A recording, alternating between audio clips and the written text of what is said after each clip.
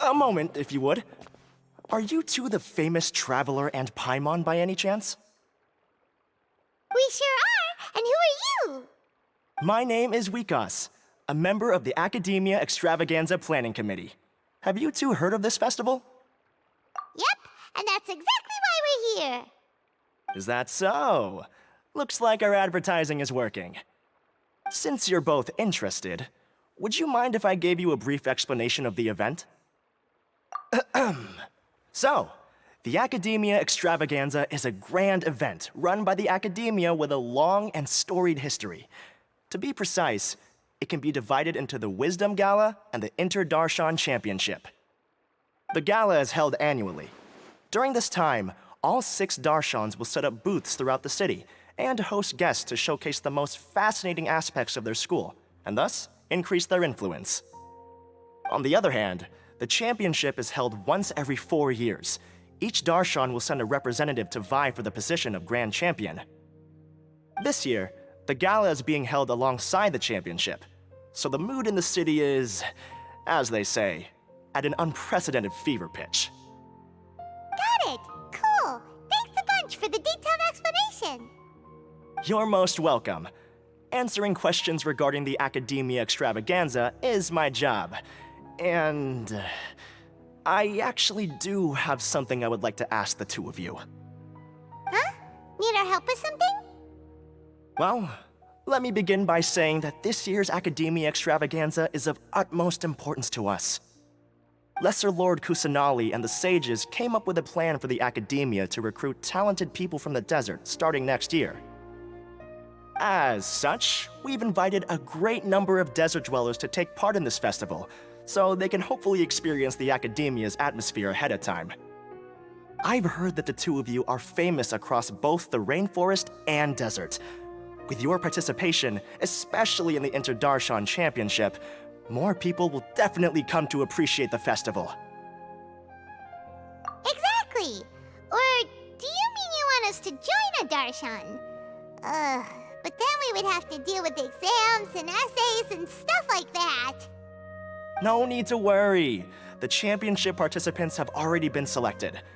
I mean to invite the two of you as guest commentators. Your job will be to observe and record every part of the competition. There's no pressure. Just follow each match and enjoy the festival. Aside from that, we'll also prepare some compensation for your efforts. We won't have you working for free. That kinda sounds like a sweet deal. What do you think?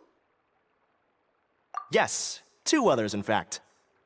Their responsibilities will be somewhat different from yours. One of our organizers will explain the details to you later at the main venue. So, how about it? Would you like to take this commission? Wow! Having fun while getting paid? This sounds awesome! The main event venue is at the outskirts of the Citadel of Regzar, and the organizer you're looking for is Karina. Tell her the situation and she'll get you set up.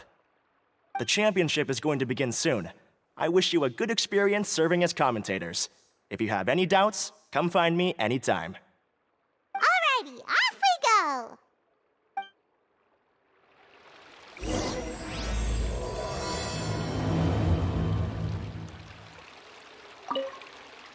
Is there anything else I can help you with?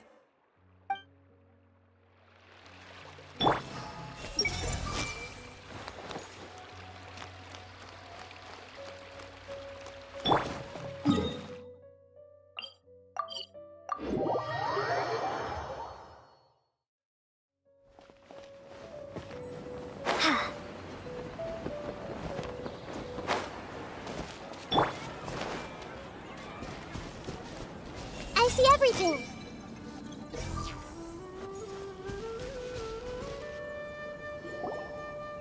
Welcome, one and all, to the Academia Extravaganza. Now then, allow me to reveal the prizes for this iteration of the Interdarshan Championship. Fabulous monetary rewards, research funds, a limited edition Genius Invocation TCG card, and the right to wear the Diadem of Knowledge. I believe that I need not elaborate as to how this is a symbol of great honor. She should be Karina, right? Looks like she's in the middle of something. Let's wait till she's less busy, then go introduce ourselves. The Diadem of Knowledge. What a perfect work of art. Every time I see it, I feel like I'm losing myself in its beauty. The one who proves fit to wear it must be a rare genius indeed. I believe that most of you have already seen the Diadem of Knowledge or have heard tales about it. 20 years ago, a researcher named Sachin bought it for a large sum of mora before donating it to the Academia. The generous championship prizes are also sourced from his sponsorship. Before we begin, allow me to express our gratitude to this researcher, who cannot be with us right now.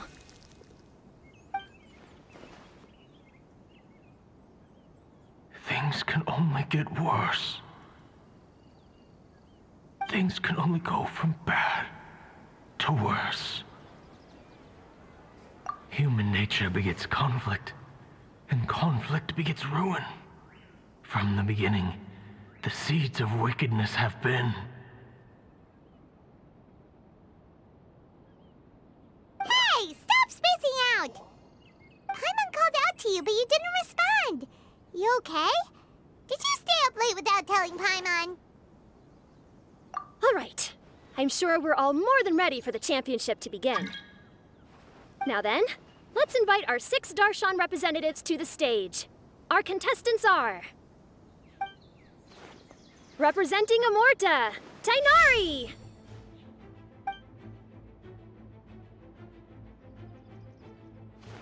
Representing Spontamod, Sino!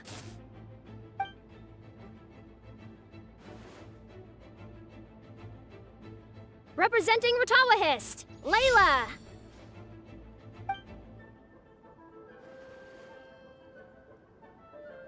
Representing Haravatat, Farazan!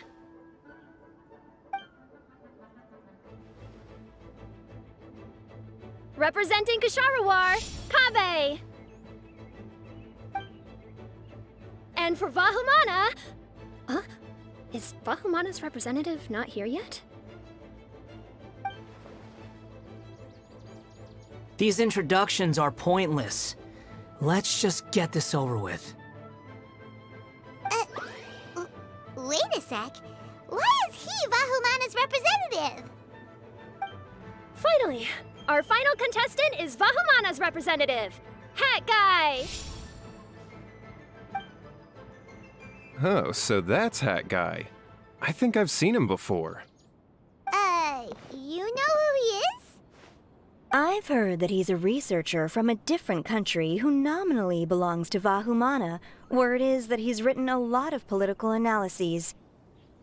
His manner of speech hasn't made him popular amongst most other Vahumana researchers, but his comings and goings are quite irregular, so he doesn't interact with others much. Aside from his more controversial aspects, his perspectives are considered quite incisive.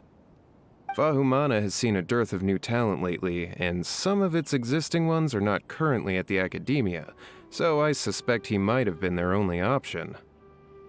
It's just kinda weird. He doesn't seem like the kind of guy who'd participate in competitions like this one. Now that we have our 6 contestants, the championship will soon begin. Who will triumph this time around? Hold on to your hats, because we're all on this ride together. Huh. We really do know a lot of the contestants. Oh, right. We're guest commentators, aren't we? So figuring out everyone's reasons for participating is in our job description. Let's go ask them when we go say hi. Especially him. Paimon still thinks it's weird that he's here.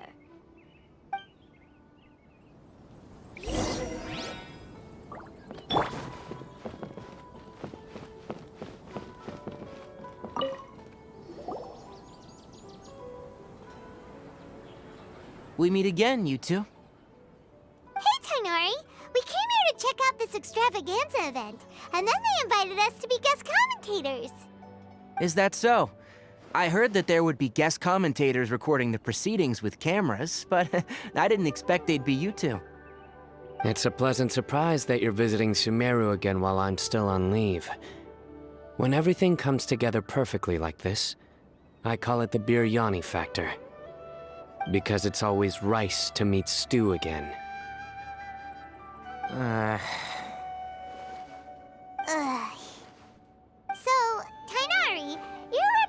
Amurta, and Sino is representing Spontamod.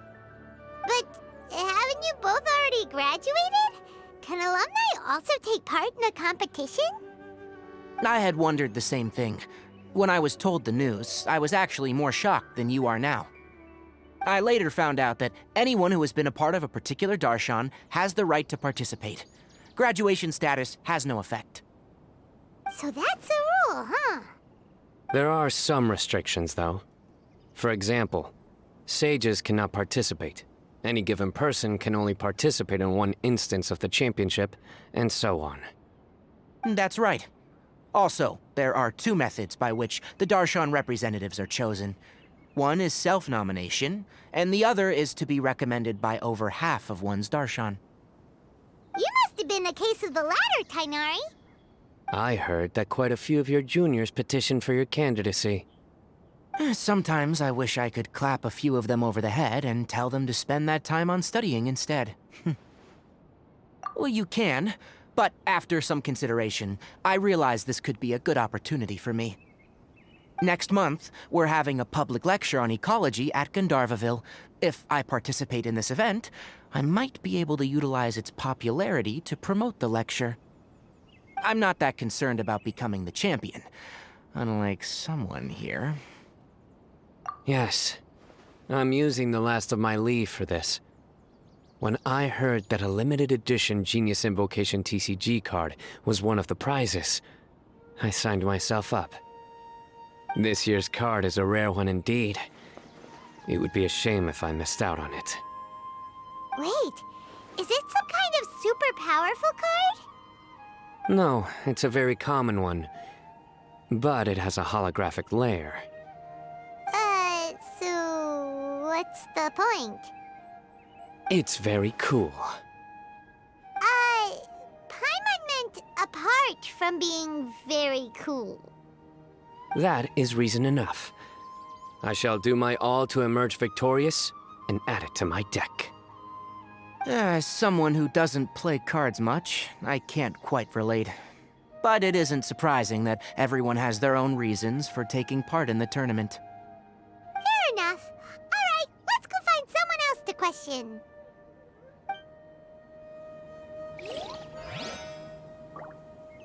I'm surprised you were willing to come to Sumeru City at all. Well, the atmosphere at the Academia has improved immensely since Azar and his ilk were deposed. Master has been busy recently, so he hasn't had the time to instruct me or try to convince me to return to the Academia. So I've been occasionally visiting the city these days.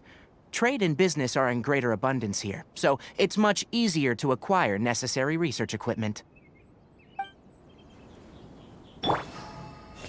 It doesn't seem that Sumeru City has changed too much.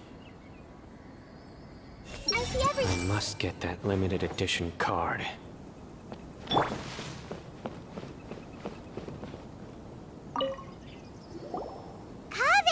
Farzan! Layla! Huh? Oh, it's you. Why are you here? We're here as specially invited guest commentators. Our job is to record what happens during the competition. Is that so? In that case, I'll have to trouble you to catch the moment of my triumph on camera. Remember to shoot from behind at a lower angle. You know, to capture a seniors class.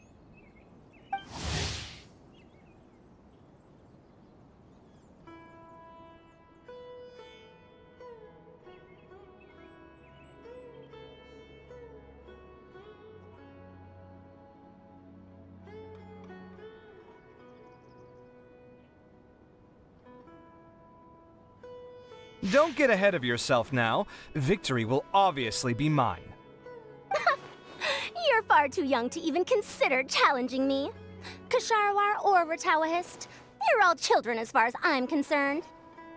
Actually, I was going to ask, how do you know me, Madam Farzan? Huh? You don't remember?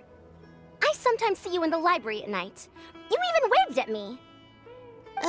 What? I don't remember doing that at all. Huh. How strange. However, this is not the time for curiosity. I am Farozan, a household name in Haravatat. You are Layla from Ertawahist, I presume? Yes. Good. Then we are officially introduced. See? Simple as that. I like respectful ones, by the way. Would you like to join my research group? Madam Faruzan, I'm quite sure this counts as poaching. Let's dial things down. I know, but it's been tough getting people these days. And research funding has been hard to secure. But once I win this tournament, it'll be a different story. So you're just here to increase the amount of funding you're getting? Well, not just that. What, are you curious about my reasons for participating in this event? Well, I suppose that's to be expected. You are our guest commentators, after all. There's been an influx of newly enrolled students, and they'll be paying close attention to this competition. If I do win, I'm certain that there will be no lack of students knocking upon my door. Moreover, research resources will be made available to the victor, so that will nix my funding issues. Therefore, my two juniors, I do apologize, but I fully intend to emerge triumphant. I'll do my best as well. At least I don't plan to lose too badly. So, why are you here, Layla? I don't know why, but a lot of people recommended me. I didn't sign up myself. I just woke up to find my name on the announcement board. That sounds like what happened to Dainari. Him too? Oh, I'm really nervous. I've been so worried about disappointing everyone that I've been losing sleep. Stress not, young one. We must all experience failure to grow and mature. But Madame Farsan, I don't want to fail. Seriously? Everyone has such nice reasons for joining. Must I say? Yes, you do! We gotta record it! Well, you know, right? I want to buy some property. Oh, that's right! You want to move out of Alhatham's. What? Alhaitham? What about him? This has nothing to do with him. Oh, right. Sorry, Paimon has no idea what she was talking about. So, you want to use the grand prize to buy a place, right? Correct. Also, my father took part in the Interdarshan championship when I was young, but he didn't win. Once I do, the right to wear that diadem will be mine. In a way, I'll be helping my father fulfill a dream of his. That's not a bad reason at all. You have ambition, youngster. Although your chances with me here aren't great, I believe your father would be most proud if the diadem of knowledge were bestowed upon you. Not that he'll have the chance to celebrate. My father passed away many years ago. They say he ran into quicksand while traveling in the desert. For you to have experienced such a thing, that must have been tough for you. It's all in the past now, and life goes on, doesn't it? Let's change topics. I don't want to bring the mood down. All right. Earlier, you said that you want to use the prize Mora to purchase a home. Where do you live now? Do you live alone? Well... I also heard you mention Alhaitham just a moment ago. Isn't he also from Haravatat? Are you two hiding something from me? No, of course not! Why would you think that? Paimon's definitely not involved either! We're gonna go interview other contestants now. Bye!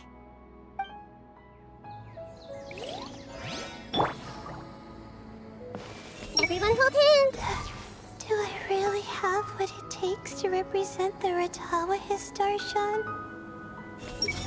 I'll show them how fierce this competition can be.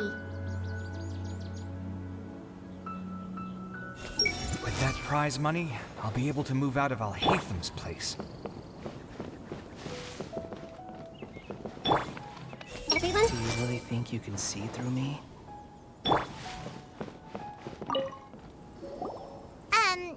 So, what are you...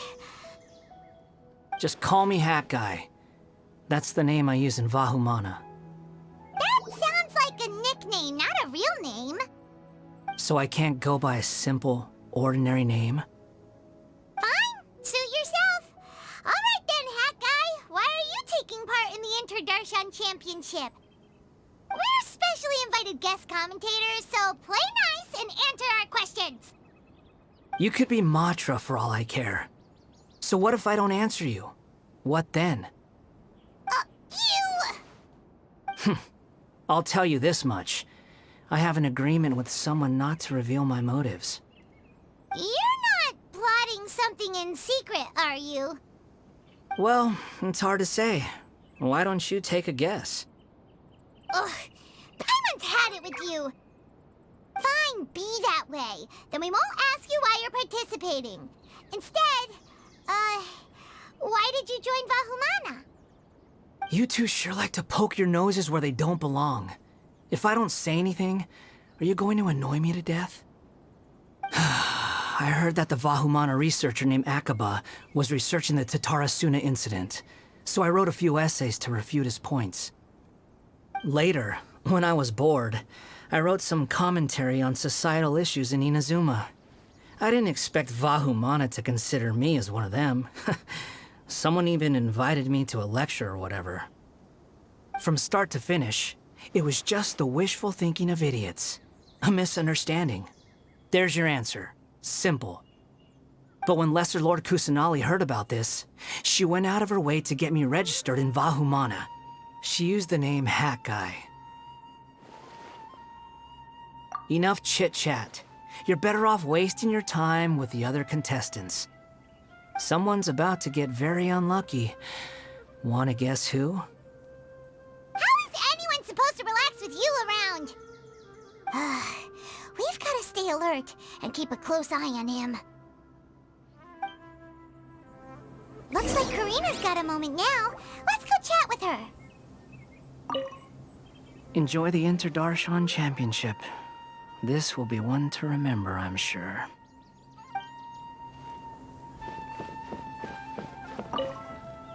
You know, I was just thinking, how did the two of you meet? I was wrestling with a particularly tricky problem, and she happened to pass by while I was puzzling over it at the House of Dana. She then proceeded to provide some comments. Provide some comments? I was bestowing instruction. In truth, I have no intention of solving Ksharowar's problems for them. But I decided that this youngster seemed to have a decent attitude, and so we had a good chat. But ultimately, I am a Haravatat scholar, so please come to me with questions about linguistics next time.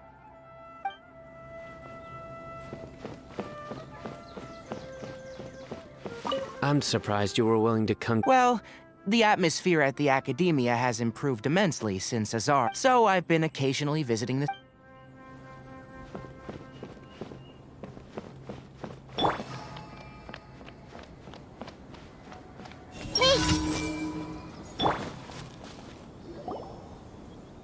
You must be the guest commentators Vikas invited.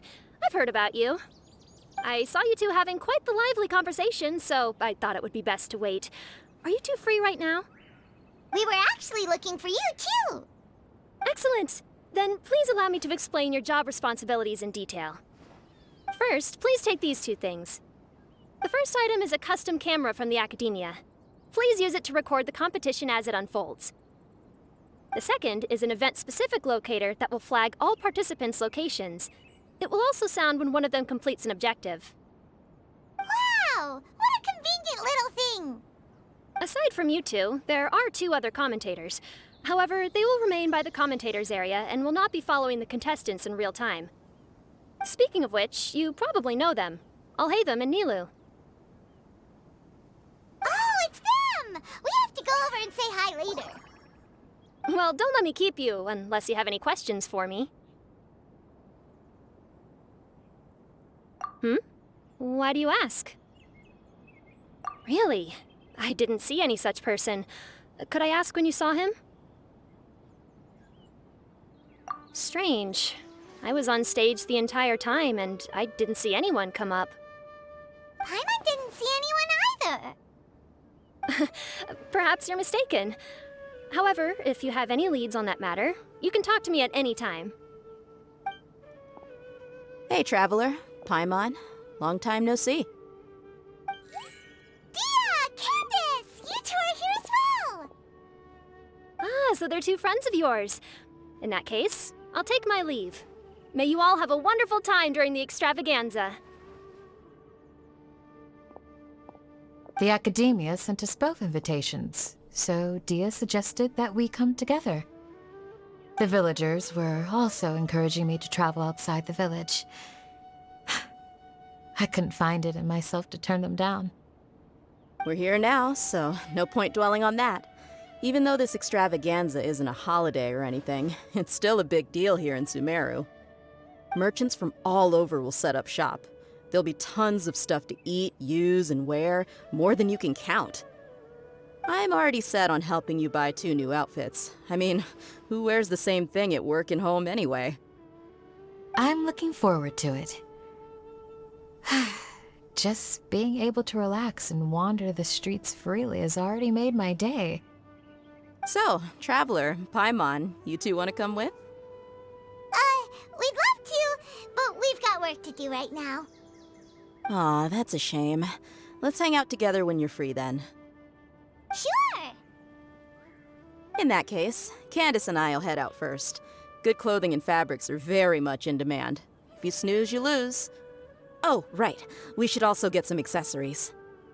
No need to rush. I think we'll have a better time if we take things slow. See you two later. Feel free to come find us whenever you have the time.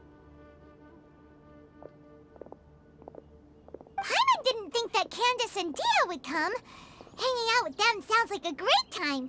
Still, looks like the competition's starting soon. Let's go over to where Alhaitham is and see what's going on.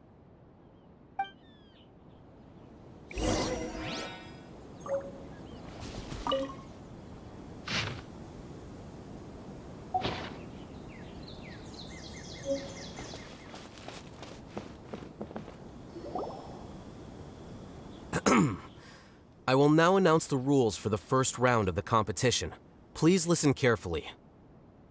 During the opening ceremony, Academia staff released several cages of butterflies, and many of them are now fluttering within Sumeru City. Amongst these butterflies, 3 of them will be special swift flies. They have a different appearance and also fly a little faster. Your objective this round is to find a swift fly and bring it to me. 3 points will be awarded to the first participant to return, 2 to the second, and 1 point to the third. That is all for the first round.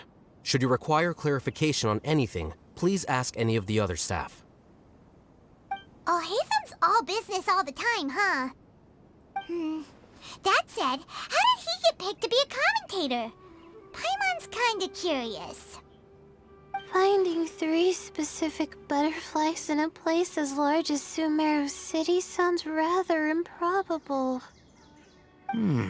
If these swift flies behave anything like regular butterflies... I'm off. It will take some time to search every corner of Sumeru City. Huh? You're going just like that? A champion walks the road to victory. My dear Kasharawar Jr., I have a plan. How about some cooperation between you and me? Cooperation? Looks like everyone's got their own plans for this, Tuffy. We're supposed to go on stage next, right? Let's wait and see everyone's reactions first. Huh? Wait a minute. Look, he seems to be observing the other contestants just like we are.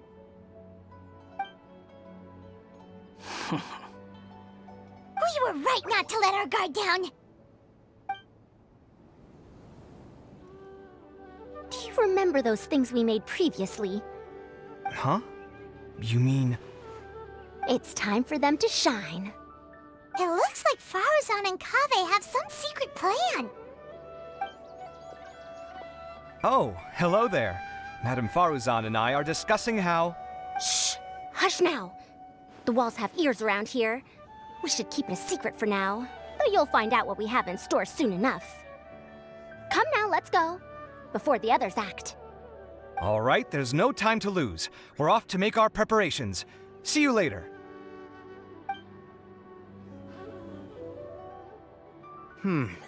This is basically what I'll need. Do you think you'll have any difficulties? I have most of the reagents with me, and I can buy the rest. Kale, you're here too! Kainari, you have a master plan ready? My hypothesis is that the Swiftfly's morphological variations won't significantly affect their fundamental nature. So I'm planning on using this to lure them out. Of course, I could be wrong. Every mutation opens the door to new possibilities, especially when they are artificially introduced. Details will have to wait until after the post-experimental analysis. For now, Kale and I are going to buy some reagents for our experiment. All right, well, see you later. Okay, see ya!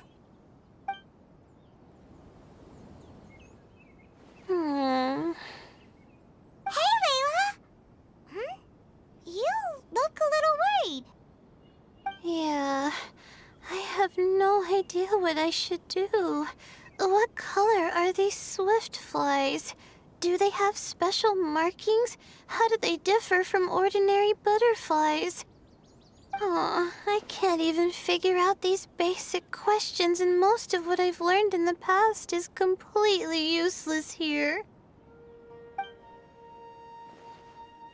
Aren't people who research the stars supposed to have some extraordinary abilities? Why not use astrology to solve it? Oh, you're another contestant. Hat guy, was it?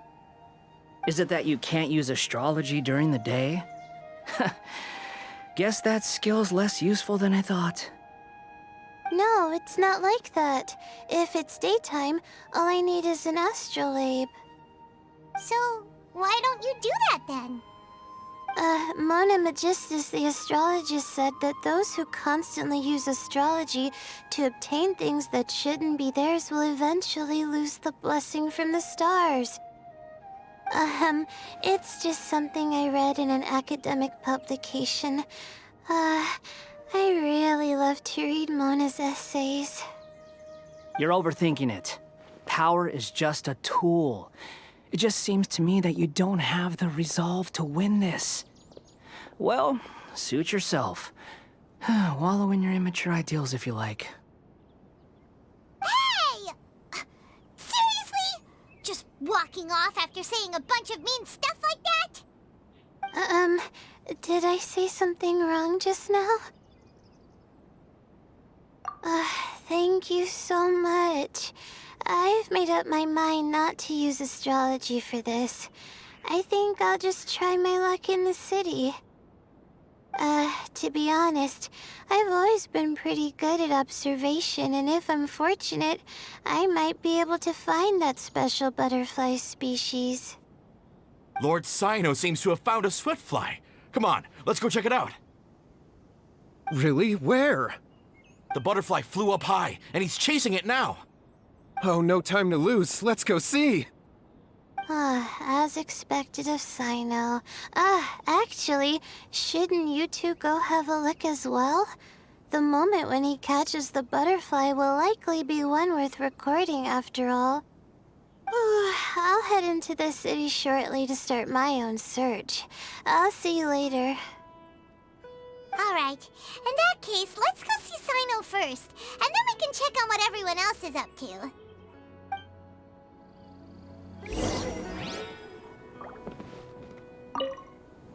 I'm going to try my luck in the city, too.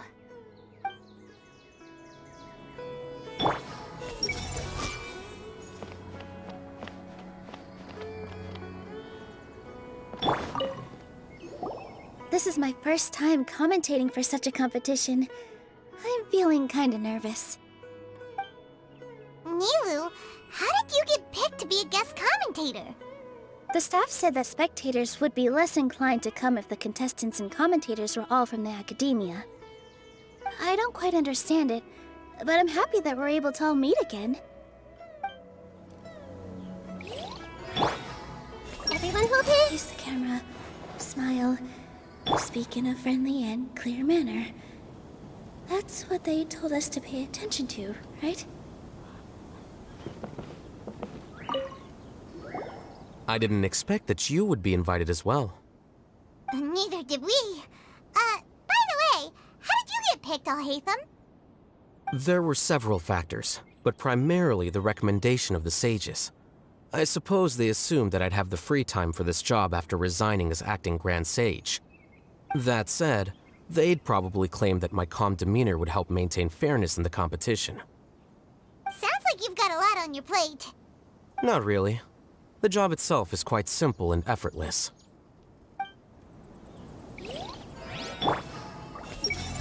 I wonder who will emerge as the champion this time.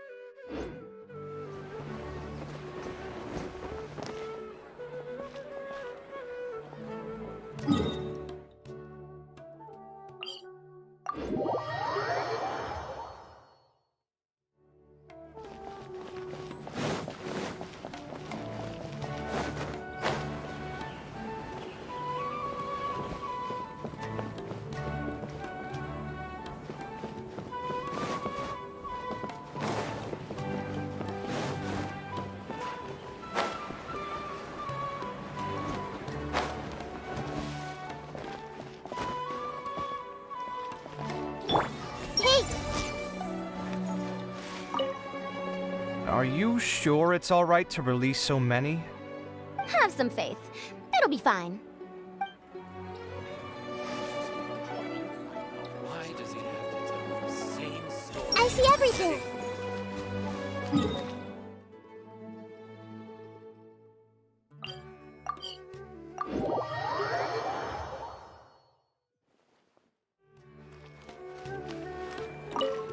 Good. We've got all our ingredients. Next, could I trouble you to help me mix them together? Of course, Master.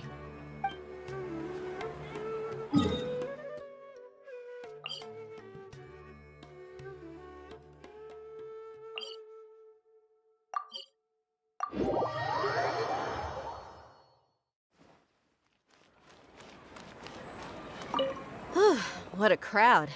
Seems the Academia Extravaganza is in full swing. What do you want to get? Maybe we can buy some gifts to bring back. Now? Huh. I usually get gifts last. Let's go walk around somewhere else first.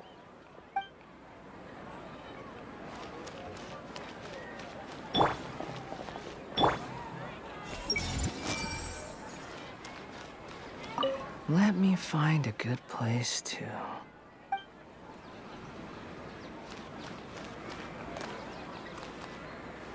Hey!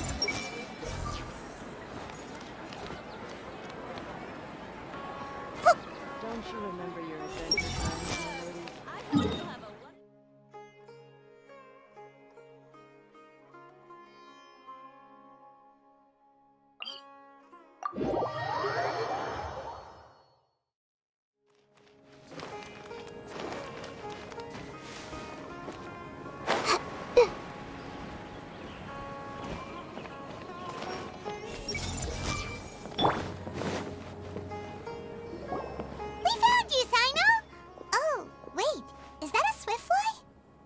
Stay put. Don't move.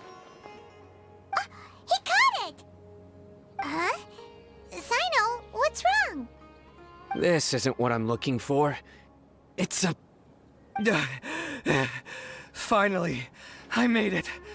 I heard that you caught a swiftfly, Sino. Mind letting me see what it looks like? Hold on. Isn't this the mechanical bait that I released earlier? Why would you catch that instead of a swiftfly? Wait a minute. If we consider this from a different angle, isn't it a good thing that the bait you made was convincing enough to fool even Sino? That's right. During a previous interior design project, I felt that the artificial flowers on a wall were a little bland, so I decided on placing a few moving mechanical butterflies to add some pizzazz. In order to make them both small and nimble, I consulted with Madame Faruzan. Not long ago, the two of us took all those mechanical butterflies and released them into the city. Why would you do that? Need you even ask? Young people these days really do need to get out more. Have you never played that game where you place strips of paper on a bamboo pole and wave it across a field of flowers to attract a whole kaleidoscope of butterflies? No, I haven't. Wait, so you're trying to... That's right. The butterflies within the city will mistake our mechanical bait for one of their own and follow them around. As long as we keep releasing and retrieving our bait, we can capture all the butterflies within the city. What comes afterward is just a matter of separating the swiftflies from the others. Huh. Guess that's one way to do it. Do not underestimate the wisdom of your elders. I had already thought of this method the moment the round's rules were announced. Of course, we also owe much to this fine junior of mine here for making such lifelike butterflies. It seems that Kasharawar has not quite declined as far as I had thought in recent years. Their teaching skills at least seem to be intact. Well, I just stuck to what I do best. The idea was yours. No need to be so polite. Once we capture all these butterflies, we shall split the points for this round. Look, one of them is returning now. Huh? Wait a moment. Are my eyes deceiving me? Why don't I see any butterflies behind it? That's because there are none. Seems like your plan has hit a snag. Looks like the match continues. I'll be looking elsewhere. Huh. Strange. Has something else diverted their attention? Come, let's search in the direction the bait returned from. We'll go have a look too.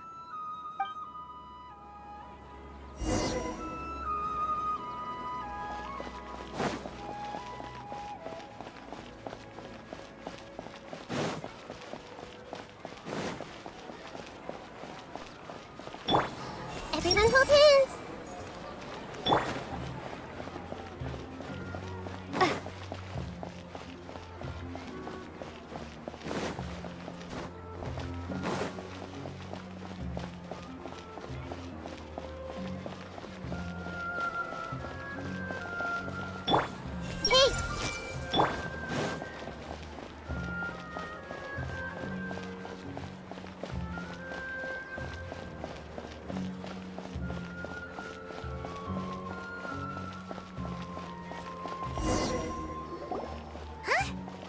Faruzan, Kaveh, why did you two stop? So it was the Morta boy. Tainari! Fascinating, isn't it? The butterflies have all congregated here due to a special incense that I used. I infused it with 3 different types of honey, and the butterflies, following the fragrance, have gathered around me. Butterflies must have really sharp noses then. Wait, do they even have noses? I've never seen one.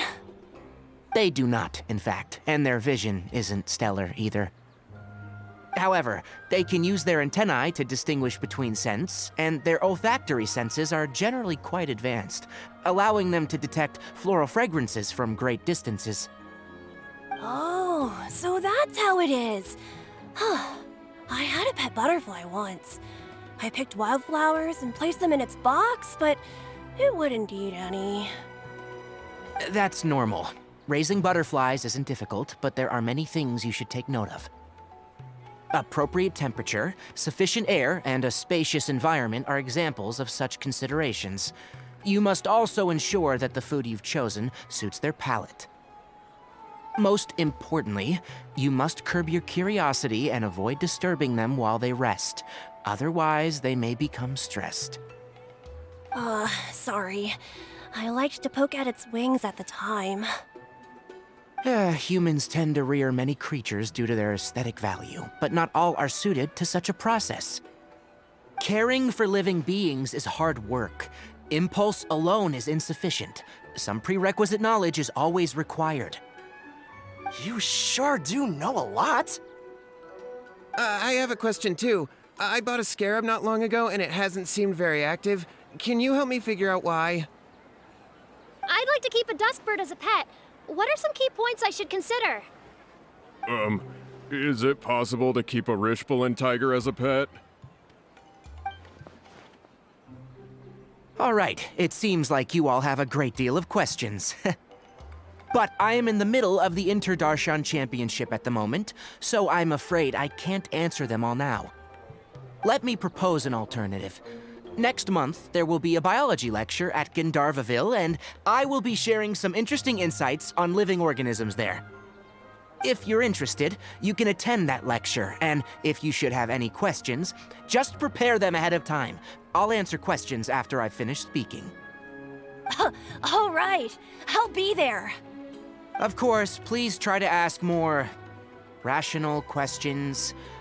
For example, whether you can raise a Rishbalin tiger as a pet or not is mainly dependent on whether you can overcome one in a fight. Looks like Tainari's science lecture will draw quite a crowd. Huh? Oh. Was I listening in for that long? It seems Kale's master does live up to his title as a teacher. Madame Faruzan, I've had a look around. Nearly all the butterflies in this area have been attracted by the incense. However, we can cast our bait further away to avoid this area. All right, then let's get moving. We shan't let all the butterflies get away from us if we can help it. Seems like the competition's really heating up. Let's go see how the other contestants are doing.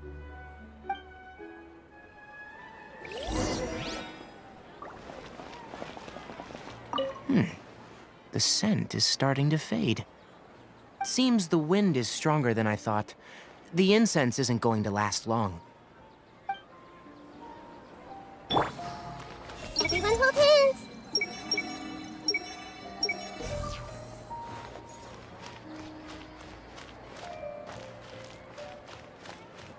Hey!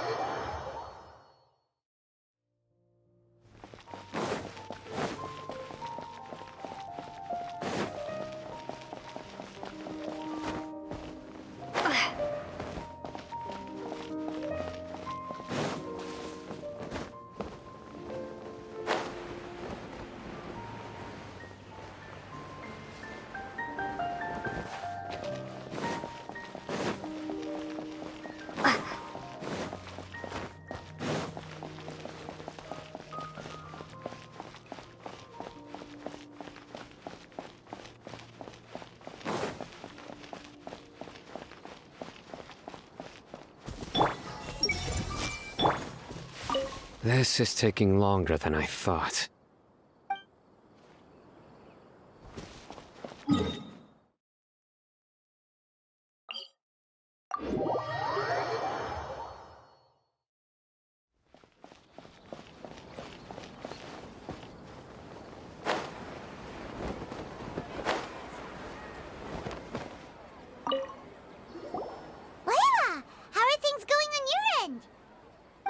I've been searching for quite a while now, but I haven't seen any sign of the swiftflies yet. Instead, I ended up catching a few mechanical devices that looked very similar to butterflies.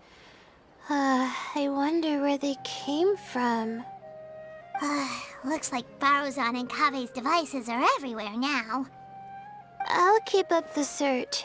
That said, I've noticed that a number of butterflies in the city has already decreased a lot compared to when the event started. Probably because the other contestants are coming up with their own ways to catch butterflies.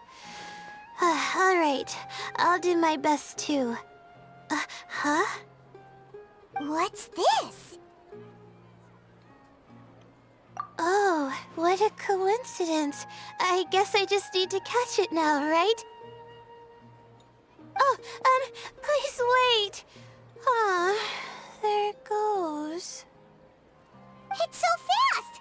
Paimon thought all Hatham said they were only a little faster. No, come back.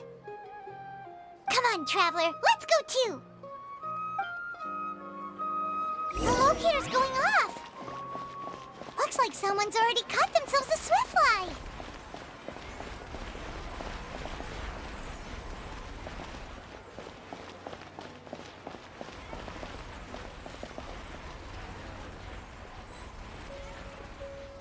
The locator's going off again.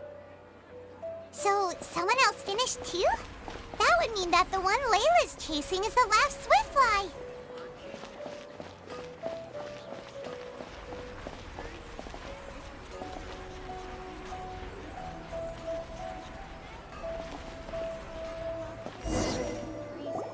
Oh, it just occurred to me that we should also get you a makeup box. No, it's fine. I don't think I'll end up using it. Maybe you won't, but it doesn't hurt to have one, right? Come on, just trust me on this one. Huh? Who are you, and what do you want? Please, don't move. Don't move? Who sent you? Dia. Don't worry, I can handle this. Now, tell me, what do you want?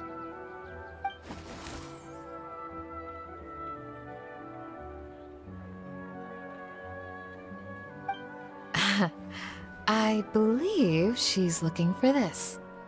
Here, take it. A butterfly? Was it on my head? Oh, you're... It's been a while, Layla.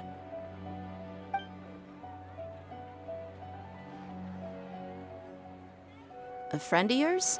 Oh, so she must be the one you were telling me about. Huh? You two know each other? Oh yeah, it has been some time. The first time I ever woke up after sleepwalking, I somehow found myself in our village. Candace was the one who took care of me then. That's right. She didn't look well, so I gave her something to eat. She said a lot of complicated things about astrology, the night sky, the stars. Not sure I understood it all, but it sounded pretty enchanting. Right. Do you still want this butterfly? It seems like you were chasing it all the way here. It's of little use to me, but if you don't want it, I can release it. Just let her have it. It's no big deal. The Swiftfly was flying so fast, but you were able to catch it like it was nothing, Candace. Oh, it didn't seem that quick, really. I was actually worried that I would injure it. But I'm glad that didn't happen. Anyway, sorry about the butterfly thing.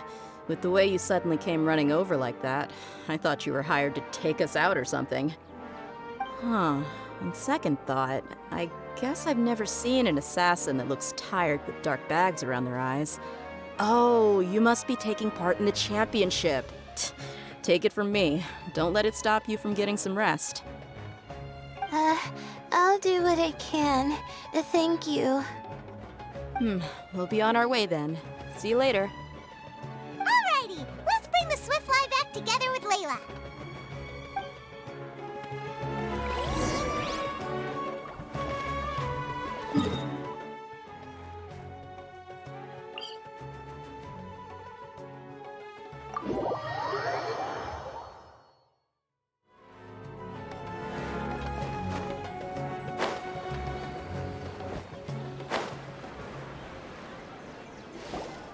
It seems we have a third contestant who has returned with a Swiftfly. With that, the first round has come to an end. I anticipate that all of you will keep up the effort for the second round.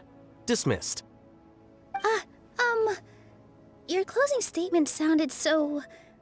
how do I put it? Decisive? Well, you could certainly stand to try being more decisive, Nilu. It would help you live more freely. Hang on a second. Who were the first two contestants with swift flies? Tighnari was first, and as for the second, it's being discussed right now. Hey, Alhaitham, I think I've come up with a good idea. Second place gets 2 points, right? Can't Madame Faruzan and I split the points between us? Quite the imagination you have there. I've read the championship handbook from cover to cover, and I never saw any rule which permits that. Then we can just add a rule. Do you really think I'd do that? Oh, come on, you're not going to stand in the way of my victory, are you? Well, you're free to send the organizing committee an application outlining your naive proposal. They'll get back to you within 3 working days. 3 working days? It'll be too late by then. Unfortunately for you, even dreaming is gonna cost you. Ah, Paimon gets it now. Kaveh and Faruzan found the second swift fly together, but the rules say that only one person can get the points. Oh well, the rules are the rules. Since you call me madam and politely ask for my help, I shall give you these points. So I'll put the points under Kaveh's name then? No. If I take these points, won't that only detract from your contributions, Madame Faruzan? You might be alright with that, but I cannot do it. Not in good conscience. I don't have any problem with it. There are 2 more rounds after all. Losing one isn't a major setback. But if you insist, I have another method. We can draw lots to see who will receive the points. Lots, huh? What? Is there something wrong with that idea? No. Well, let's do it. All right. I'll get the paper needed for the lots. Give me a moment.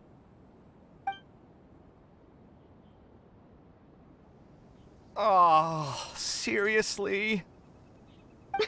I'm sorry, but it appears that luck was on my side this time. No, you do deserve it. I'm just lamenting my bad luck.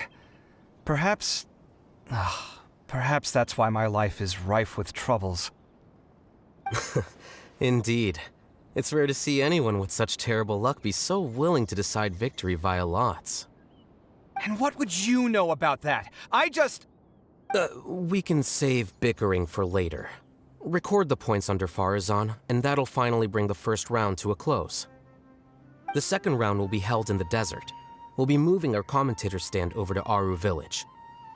Let's meet up in Aru Village once everything is ready. I'll announce the details of the second round then. Till then, you have some free time. I'm off the clock at this point, so it's farewell for now. Wait, Alhaitham! You... Don't be upset, Kaveh. Sighing can carry away your good luck, you know. Oh, so that's how it works. In that case, I'll take in some deep breaths. Maybe that'll help me make up for all the luck I've lost. It's really no big deal. 2 points aren't enough to decide victory or defeat just yet. I'll win the next round, you'll see. Looks like you've managed to pick yourself back up, young man. Good. I must warn you, though, that I'm quite familiar with the desert. You'll have to try your best if you don't want to lose. I'm no stranger to the desert either. I'll be fine. All right then, that's enough chit-chat for now. I'm going to check the area out. So the current standings are Tighnari in first place, Faruzan in second, and Layla in third. Guess we should also take a nice break before the next round starts. But where should we go first? Why, you two look a little lost. If you're not sure where to start enjoying the Academia Extravaganza, then may I suggest that you have a chat with our boss? Your boss? Who's that? Do we know them? Well, only the most famous merchant in all of Sumeru, Lord Sangamo Bay. Oh, you mean Dory! Precisely. Our boss sent me to inform you two that she'll be waiting for you at Sumeru City's North Gate.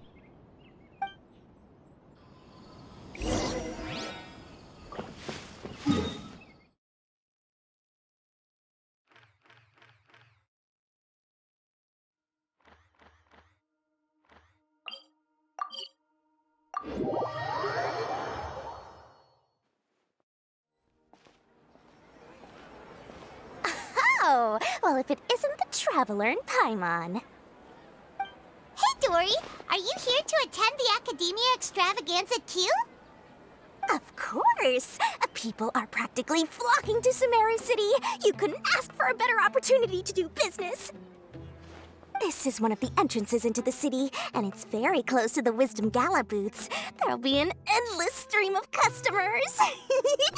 I can already hear the Mora going clink, clink, clink as they fill my coin pouch. Well, is there anything you'd like to purchase? We've got everything you need and deals that can't be beat. Well, do you have anything to eat? Oh, wait, we're celebrating the extravaganza and you're only thinking of eating... I mean, of course, we've got lots of things to eat. That said, I recommend that you also consider some of the great bargains we have going on. The Wisdom Gala is about to begin, and once it starts, each of the Darshans will prepare a small challenge for everyone. And just between us, I have some super booster supplements for sale. Eat just one to boost both your strength and dexterity for a short time, allowing you to overcome any challenge. No thanks, we'll pass. These little challenges are gonna be a cinch for the two of us. Just you watch. Anyway, Paimon just wants something to eat, please. If you don't have any food, then we'll just go somewhere else. All right. Mora is Mora, after all. Oh, what would you like to eat? Well, Paimon's pretty hungry right now. Do you have any touching? Let me see. This is a huge job, isn't it? If this works out, we'll be set. Here you go. 2 servings of touching. See? I told you there's nothing Lord Sangamabe can't procure. Yay! Huh? What are you looking at, Traveler? Oh? Who? Someone we know? Was it someone suspicious? Have we attracted some unwanted attention? Huh? What's happening, Dory? Is there something else going on? I don't know who you saw just now, but I do have some hard-to-come-by information about the extravaganza. If you want to know more, we can talk business later.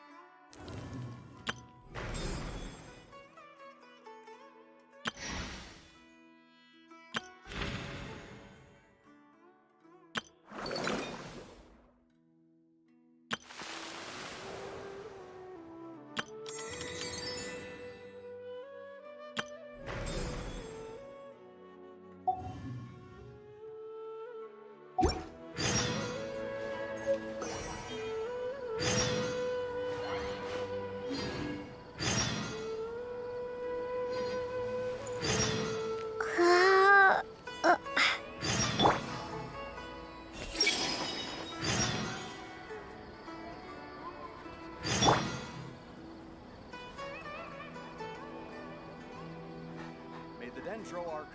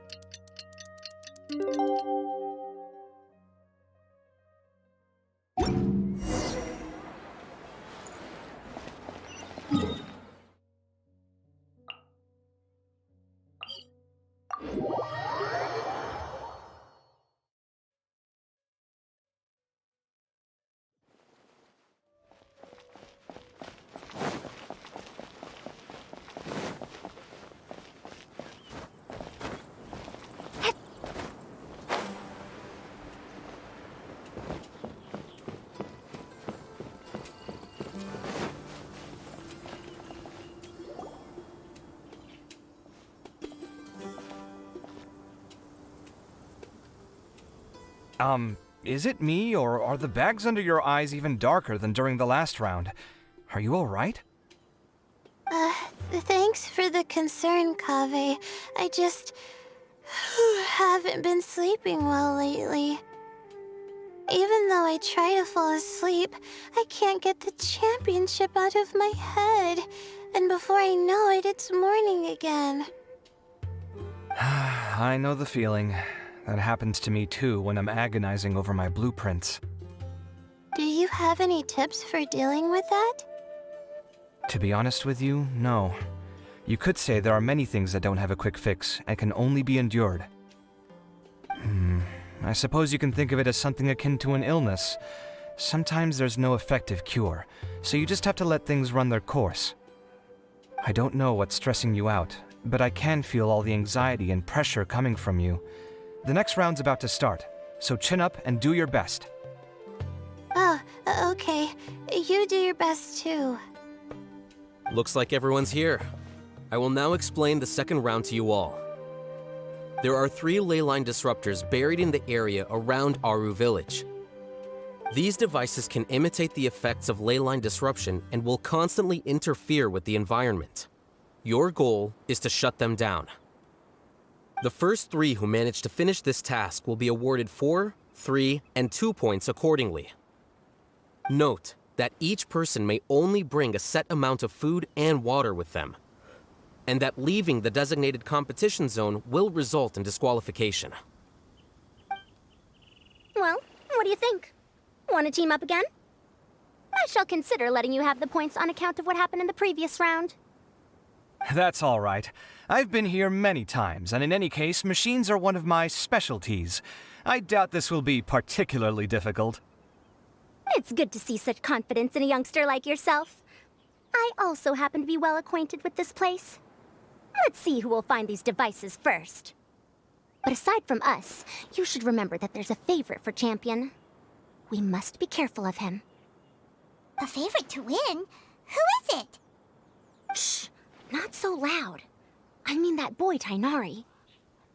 He took first place in the previous round, and if he does so again this time, we may as well declare this competition over. That boy knows a great deal. Perhaps he might yet follow the trail of some desert creature to the devices. That's true. It does look like his odds of winning are pretty high. He already has Kale, who is an excellent pupil. If he were to win this round as well, then wouldn't we just be letting him have all the fun? As his senior, it's my solemn duty to prevent such an inequitable arrangement from happening. I'm off.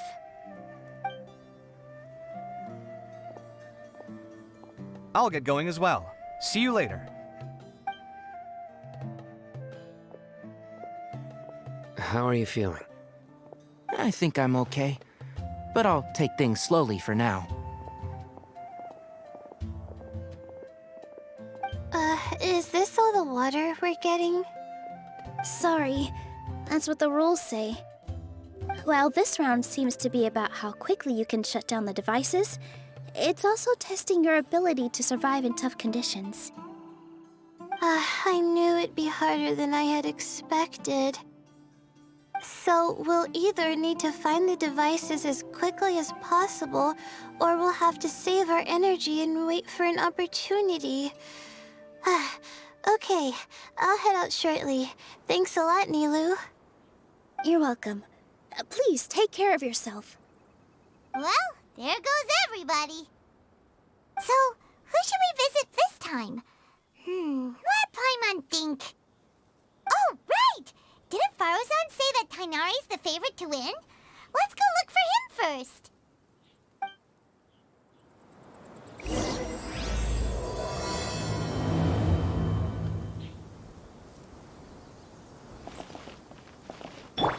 I see everything. Sweating too much, am I?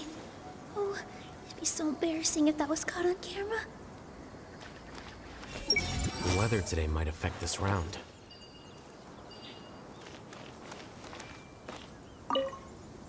Now that the round's begun, who do you think will win, Alhaitham? The ones who find the disruptors will win. Well, yes. But aren't you just repeating the rules?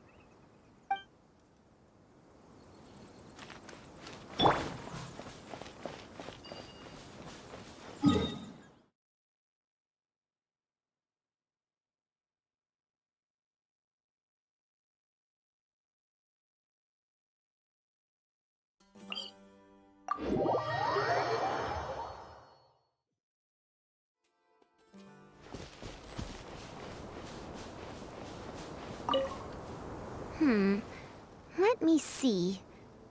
Where would they put one of these disruptors? I see everything.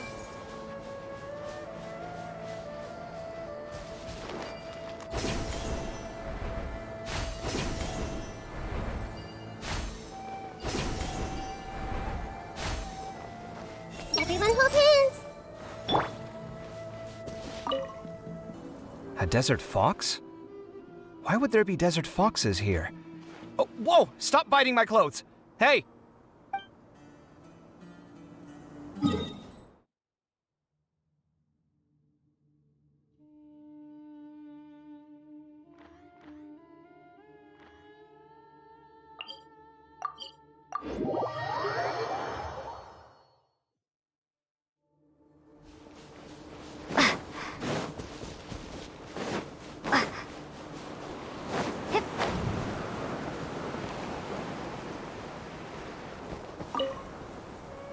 The sun is especially intense today. I hope Tainari will be all right. Probably not. I should go check on him.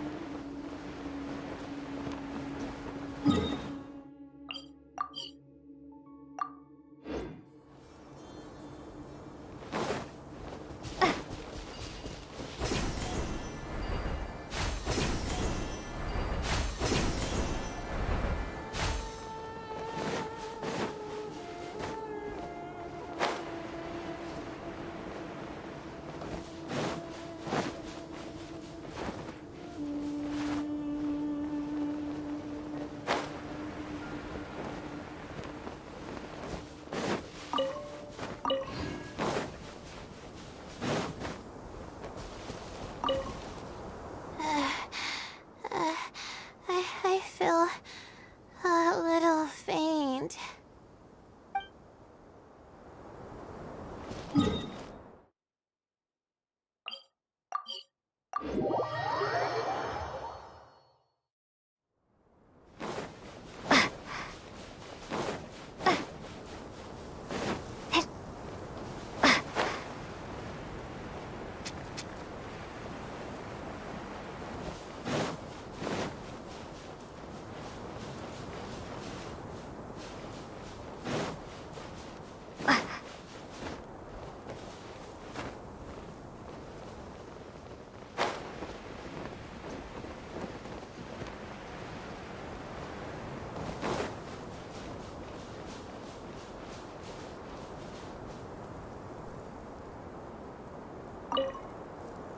This seems more annoying than the last round. That's fine, though. I'll find some place to sit and watch them scurry.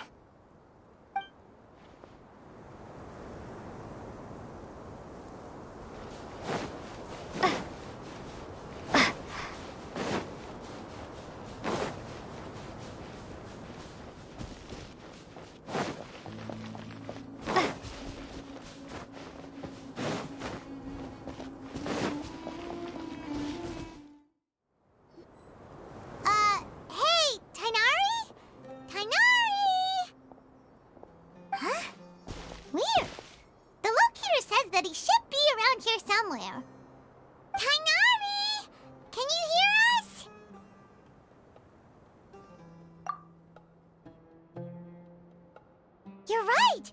Huh? Oh no, it looks like he's fainted! We have to help him! Tighnari, are you okay?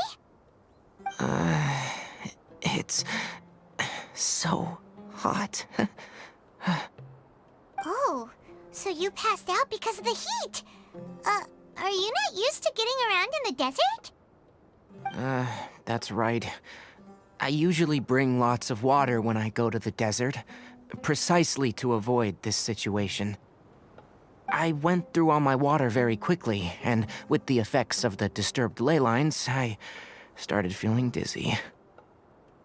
My ancestors, the Valukashuna, were originally from the desert. But I guess this is what happens when a species migrates. They become intolerant of their original environment. This isn't the time for a history lesson. Let's get you some water. Humans. Such fragile beings. Your bodies can't even survive extreme changes in the environment. Here, take this. Let him drink it.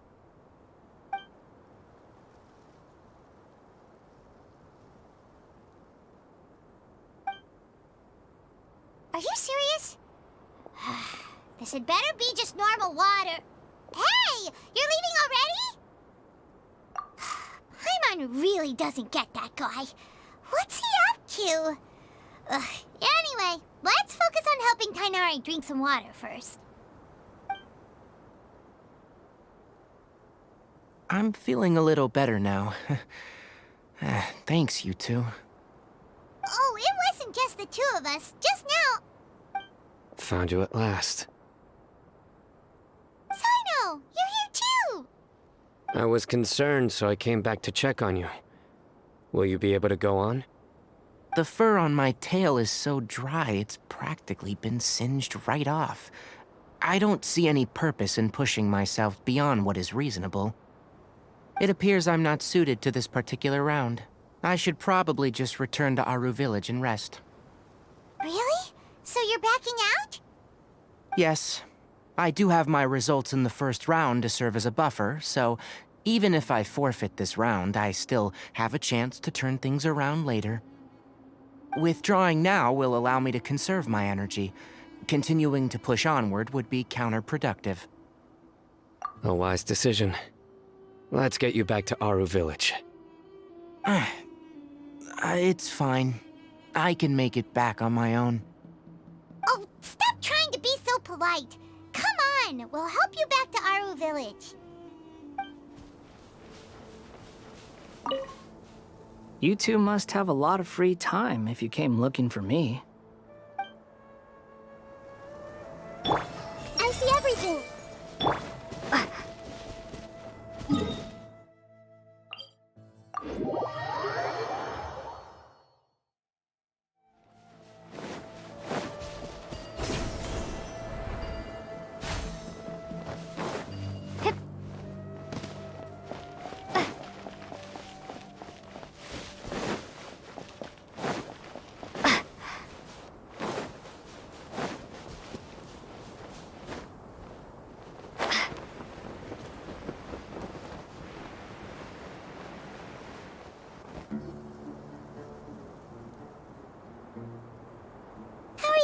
Now, Tighnari, do you want to rest some more? There's some shade here, so we can stop for a while.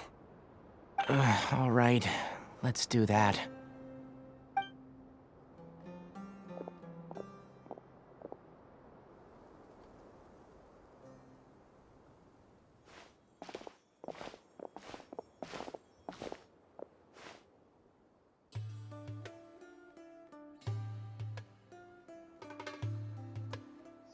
Oh, Sino and Tighnari. And you've got the Traveler and Paimon with you. Oh, hey, Layla! Yeah, the sun was too strong, so I decided to take cover here for a while. What about you? Are you all done already? Unfortunately not. I'm not quite as capable as I thought. I intend to withdraw from this round. Sino and the Traveler are escorting me back to Aru Village. Withdraw? Can you even do that? I believe the rules do provide for such a situation. Al-Haytham did say that the act of leaving the competition grounds would result in disqualification from the round. Didn't I ask you if you were all right before this? If you had just decided to withdraw then, you wouldn't have had to suffer. Well, I had to try, didn't I? So I tried, and it didn't work out, and now I'm backing out while I can. When I get back, I'm definitely going to make a batch of sun-resistant oil. Next time I venture into the desert, I'll be prepared. By the way, you're Layla, aren't you? You don't look very well yourself. Will you be all right? I did feel a little faint when I first entered the desert, but I feel a lot better after resting here for a while. Be careful not to push yourself too hard. Don't worry. I'm just... Feeling the pressure? You can tell? Your expression is similar to the ones I see on criminals' faces when I interrogate them. To tell you the truth, I'm still not sure whether I have what it takes to represent the Interdarshan in the championship. Most people voted for me because of all the rumors surrounding me, and to be honest, those rumors don't really mean anything. Now I don't know how to deal with all the expectations they've put on me. Even the people who usually criticize me voted for me this time. So I feel like I have to live up to their expectations somehow. So their expectations are putting pressure on you. Yes. Actually, I heard that you were voted in as well, Tainari. How do you deal with it? To be completely honest, I don't really feel any pressure. Firstly, those who expect things from you do not necessarily do so for benign reasons. On the other hand, those who do consider your feelings certainly wouldn't want you to push yourself. Next, we are researchers. Our primary duty is to interact with knowledge, not to meet others' expectations.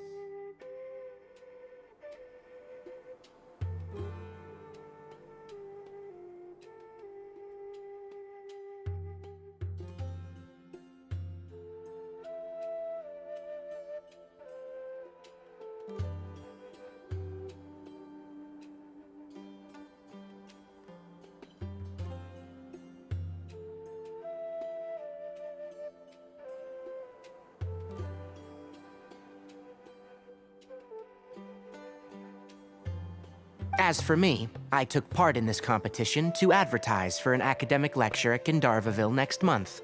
I'll obviously try my best during the competition, but I won't let any additional pressure get to me. I think you can also try to find a clearly defined goal. That may help you. I understand. Thanks for your advice. I'm absolutely parched after talking so much. I've still got some water with me. No, I'll be all right. We aren't far from Aru village, so I can go the rest of the way myself. You should get back to the competition. Don't you want to win that limited edition card? Yes. All right then. Your spirit will live on through me. Hey, don't talk like that. I'm not dead, Sino. Everyone, I'll be heading back now. See you after the round ends.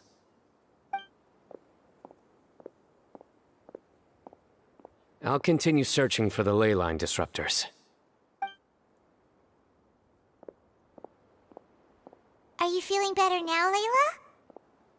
Yeah, I feel like some of the weight has been taken off my shoulders after chatting with Tainari. It's been a long time since I first left my hometown to come to the academia, and every day here has been so precious. But of course, there have been some rough times. All sorts of complex astrological models, countless quizzes, and essays that took all my brain power to barely finish. Each of those things are like huge boulders barreling at me, forcing me to continue running forward. When I was chosen as my Darshan's representative, it felt like another boulder was added to the ones already rolling behind me.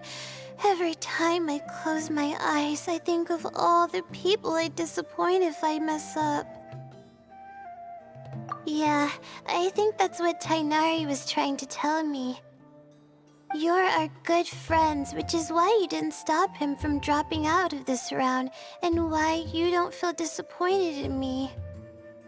That's right! No need to feel so down! That said, he did also say that he hopes I could have more concrete goals for taking part in this competition. I don't have any now, but I'll give that some thought.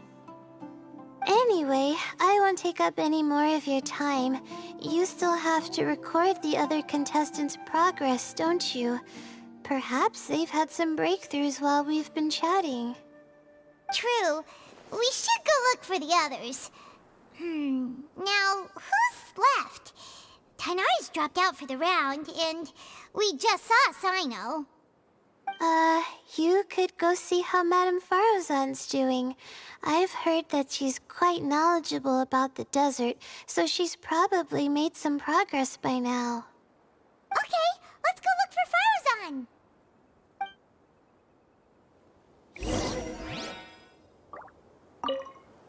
Don't worry, I'll be fine. Everyone hold hands!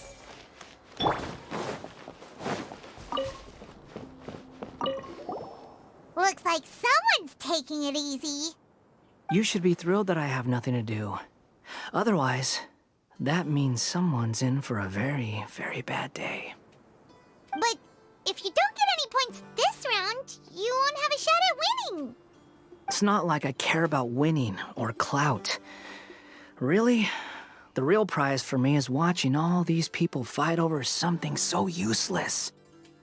Oh, you reminded me of something. There shouldn't be any more incidents after this round. If you'll excuse me, I have somewhere to be.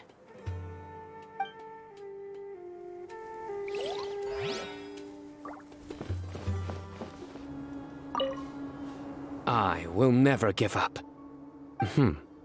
How did the rest go? Oh, right.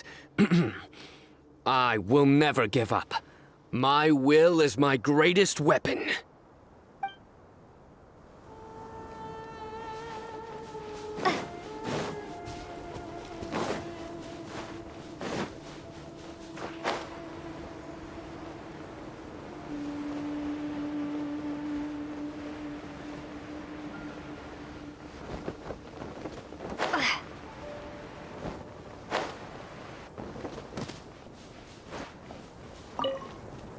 There's another one.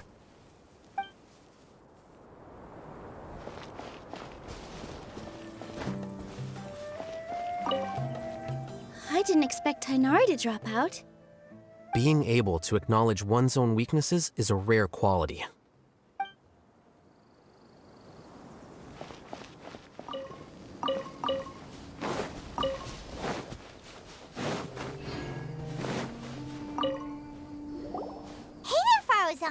Have you made any progress? Ah, you're just in time.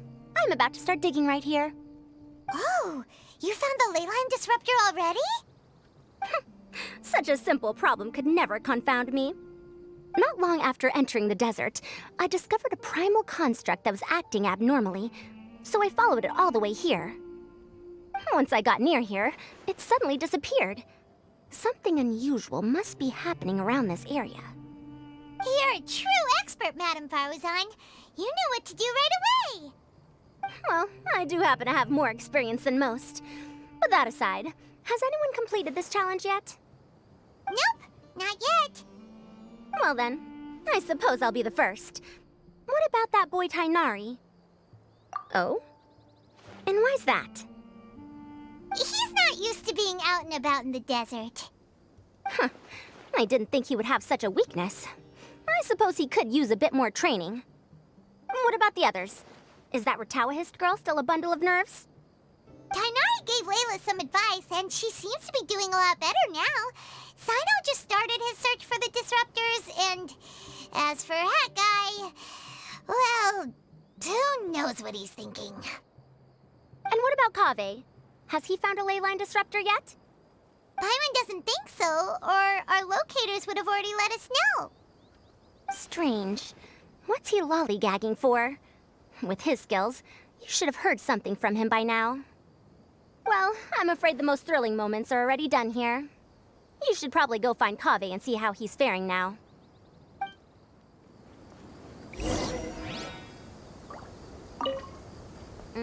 Here it comes. I think I'm about to strike gold.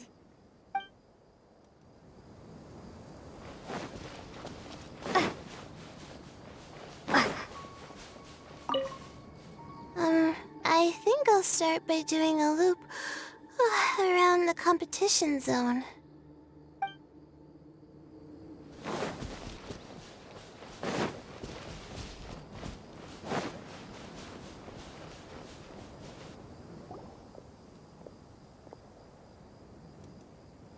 Come on, stop following me! I already gave you all the food I had on me. You can cry all you want. I don't have any more food. All I have left is a half bottle of water, and I can't possibly give you that. Without water, traveling in the desert will be incredibly difficult, and I still need to find what I'm looking for. Marak, can you help me out here? Keep them away. Kaveh, there you are! Faruzan told us to come see how you're doing. What are you up to? Just thinking about it makes me upset. Not long after I entered the desert, I was accosted by these fellows.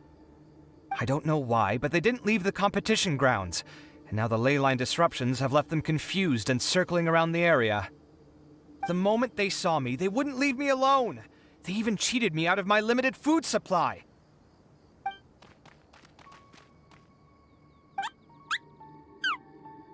Hey, didn't I ask you to keep them away? Kaveh, is this flying metal thingy yours? That's right. This is my toolbox, Marak. Your toolbox? Huh. It seems pretty fancy. Hey there! Can you understand us?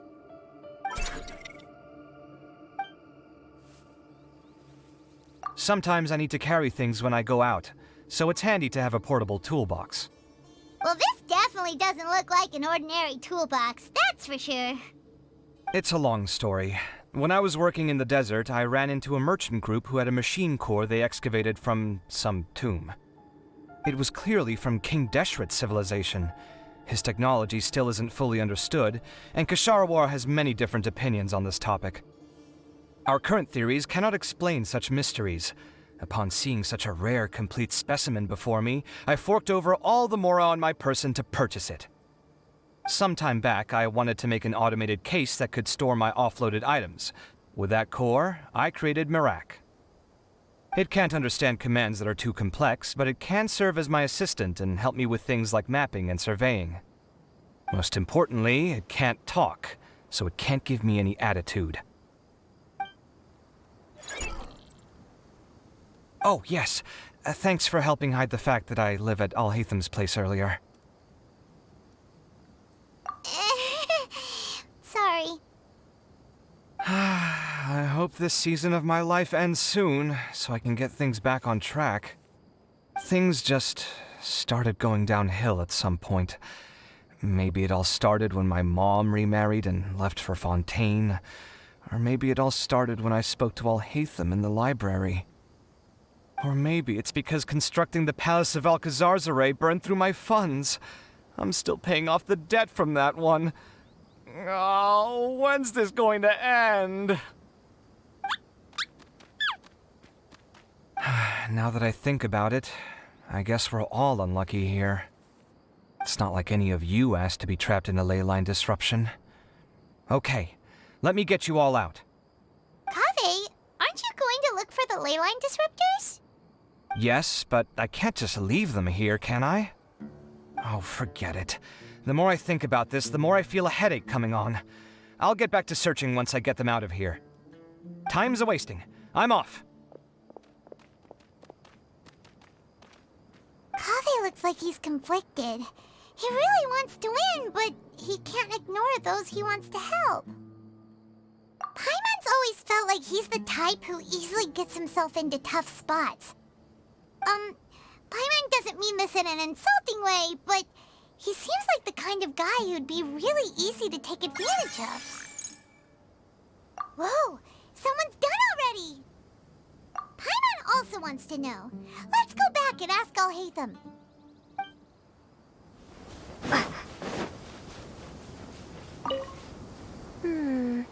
There's a few things that seem a little off about this place. Let me collect my thoughts for a second.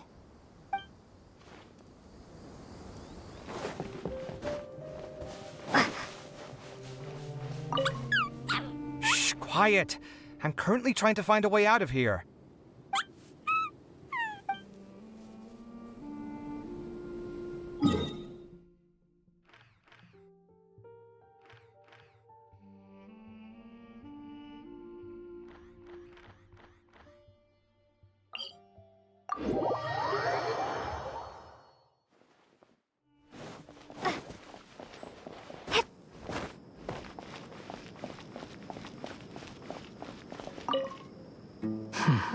I see.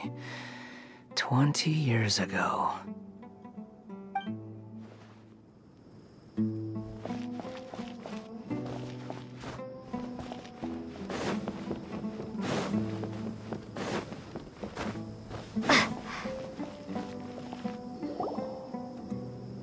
Verification complete. Congratulations on being this round's first winner, Sino. Ooh, so Sino was the quickest! I am from Spontamon, after all. We know a lot about ley lines, so finding a disruptor was never going to be particularly difficult for me. Since the Traveler and Paimon also happen to be here, do you have anything you want to say? Anything I want to say? My friend couldn't continue on, so failure was never an option. The bonds of yesterday will forge the road to tomorrow. With the ties of friendship that bind us, I won't lose to anyone. That's a line from King of Invocations, one of my favorite works, and it sums up my thoughts right now. It might be a good thing that Tighnari isn't here, or else he'd give Sino a good smack right about now. Oh wow, it's already so late. Everyone's probably running low on food and water. It'll only get harder from here on out. Something similar happened in King of Invocations. What a classic. Any thoughts on that, Alhaitham? I have no thoughts regarding King of Invocations. Milu obviously wasn't asking about that. Deserts are much more dangerous at night, so this competition should be nearing its end. At the moment, only Farazan, Layla, and Kaveh remain. I wonder who the next person to find a disruptor will be. Wait, only 3 people are left? Tighnari forfeited, and Sino's already done. What about Hat Guy? He also forfeited not long ago. Ugh, Paimon can't understand what he's thinking at all. But, like Alhaitham said, this round's almost over. Let's go see what the other contestants are doing.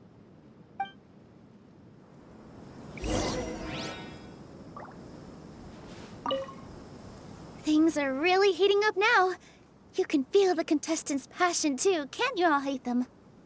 Compared to the abstraction of human emotions, the desert heat is easier to intuit. Tighnari made the right decision to forfeit. I'm sweating too much, am I? Oh, it'd be so embarrassing if that was caught on camera. The weather today might affect this round. Are you all right? Much better. Aru Village's hospitality sure is something. 2 whole pitchers of water, to be precise. If your throat's too wet as a result, I can provide some dry humor. No, thanks. Much appreciated, though.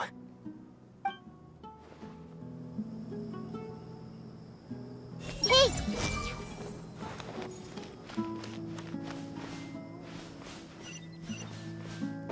I see everything!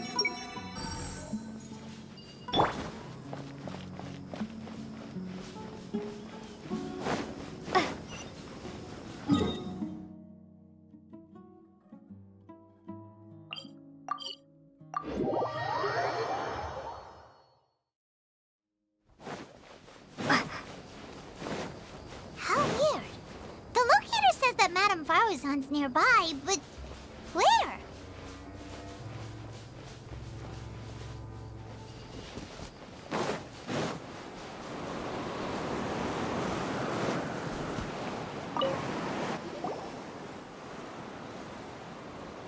Hello again. You know, it suddenly occurred to me that you guys have had to do a lot of running around this time. Don't you find it tiring? Really? Wow. I don't know where you get your strength from. The desert's getting colder now that night's falling, and the wind can really sting your face because of all the sand in it. Has anyone finished this round yet? Sino's already shut one down. Have you made any progress yet? I circled the whole area, but I didn't find anything.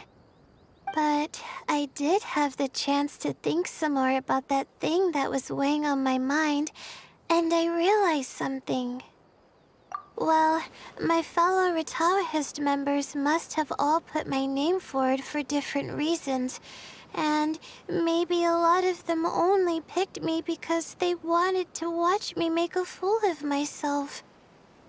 But be that as it may, I believe that a lot of them genuinely do expect great things from me. And I want to live up to their expectations. I don't want them to regret putting my name down. Huh?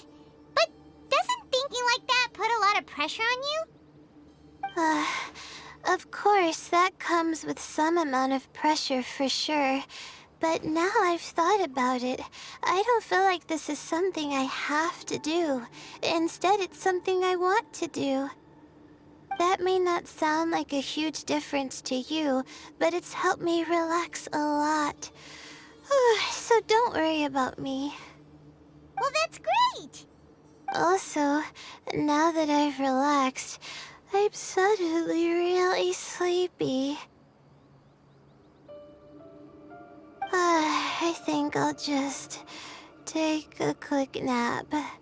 Just a quick one.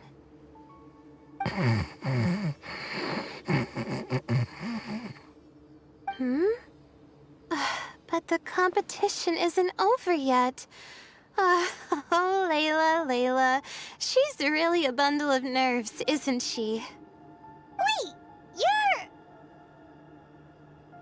Good to see you too. It's nice to be out. Feels like I've been cooped up inside for quite a while. Well, since I'm here, I guess I should help her finish this. What are we supposed to be doing here again? Finding a ley line disruptor, was it? Let me see. Looks like she's basically gathered all the information she needs. It won't take long to wrap this up. Come with me, you two.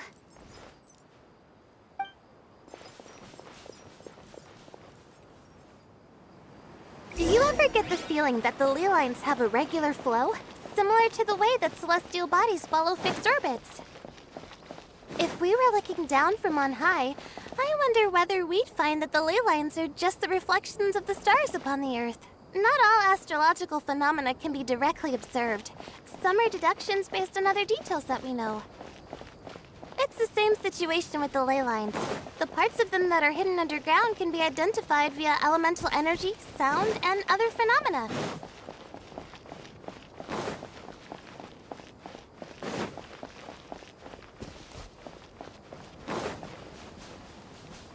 Plus, now that someone has shut one of the disruptors down, the contrast between before and after can provide me with further information still. Let me see. It should be here, I think.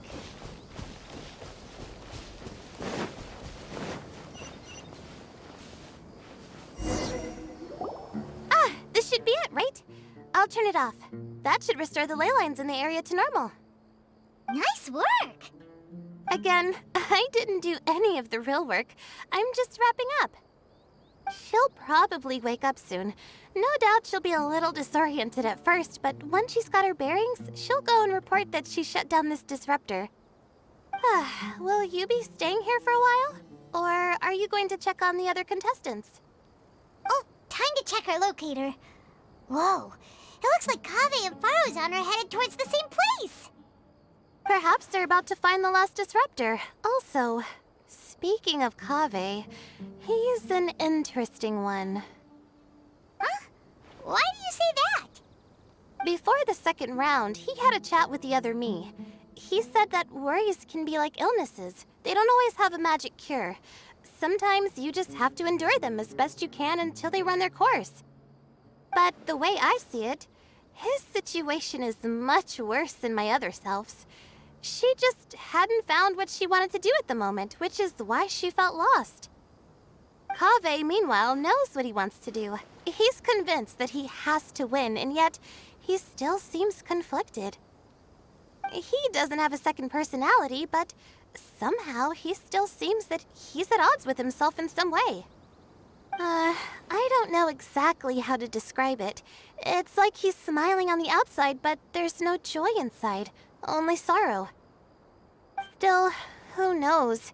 He must be more experienced than me. Maybe he's just better at dealing with it all than I am.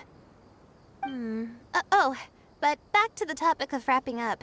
Shouldn't you be getting back to the action to record how everything plays out?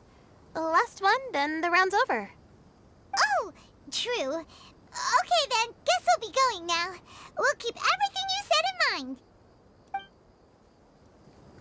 Kaveh and Faruzan were super confident at the start, but it turns out they're the last ones to find the disruptor. But between the two of them, who's going to get there first? Let's head over quick. It should be around here. Finally found it. Kaveh? Are you? Oh, Madame Faruzan. And here I thought you would have finished this round by now. Faruzan! Kaveh! Oh, looks like Layla's already done.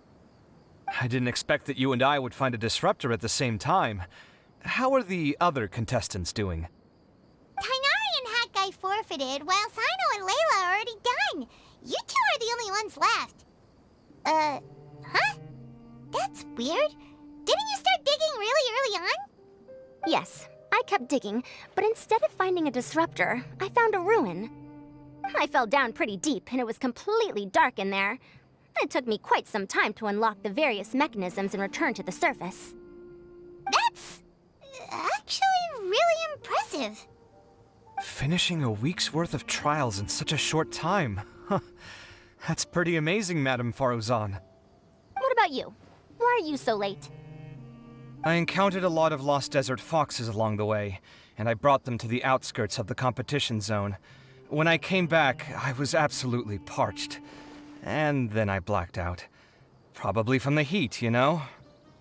When I woke up, it was already night. I used the last of my strength to come here. A most curious reason indeed. But are you sure you're all right? It sounds like you were in an incredibly dangerous situation. You said you were familiar with the desert, but the way you handle problems... It does feel rather at odds with your title as a genius. It was problematic, but that had nothing to do with me being a genius. It was my decision. The way I did things wasn't optimal, but I wouldn't have been comfortable not doing it either. My conscience would have weighed on me. Youths these days, each stranger than the next. But back to the main issue at hand. Since we are both very certain that this is where the final leyline disruptor is, let's dig it up then. Well, this is indeed it. Of that there is no doubt. But how shall we count the score this time? What is it, youngster? You seem relieved. Oh, nothing. I was just thinking that this round's finally over. There shouldn't be any more innocent creatures getting wrapped up in danger. As for the points, I guess we can draw lots again later. I can't think of anything better. All right, in that case, let's all head back to Aru Village. Paimon thinks you'll both need some water and rest.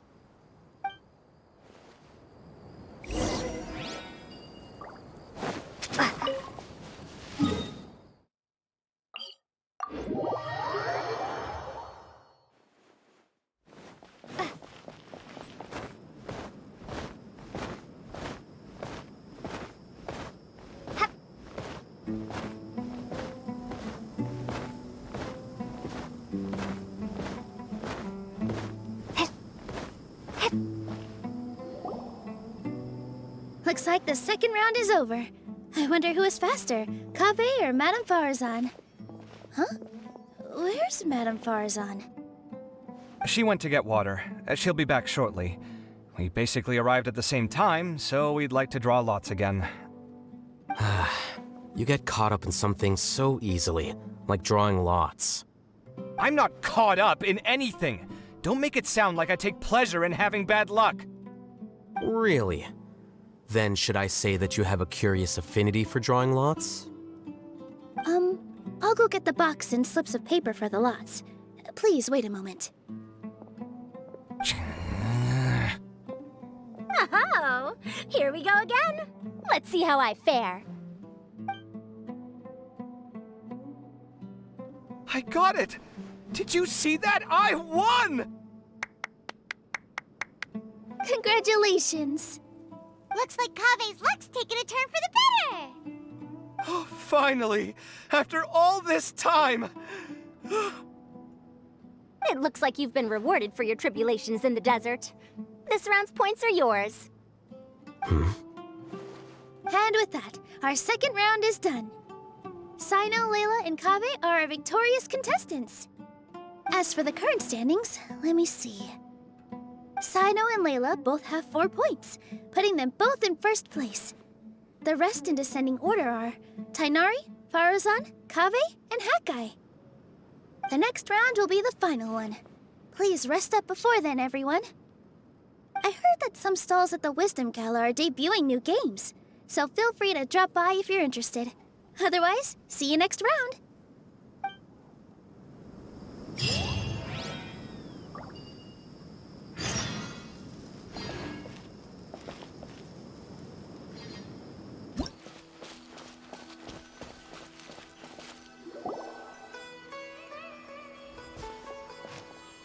It feels like something's been on your mind this entire time.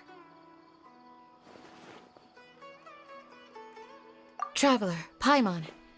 I finally found you. Finally? Did something happen? Don't you feel like there's something off about this year's Academia Extravaganza? When Candace and I were at the cafe earlier, we might have caught sight of some mercs on business. Thing is, they were disguised as tourists here to shop. But no disguise can mask the stench of blood. Just from their suspicious looks, I bet they do dirty work like kidnapping or assassinations. We eavesdropped on them for a while. Their target seems to be someone called Sachin.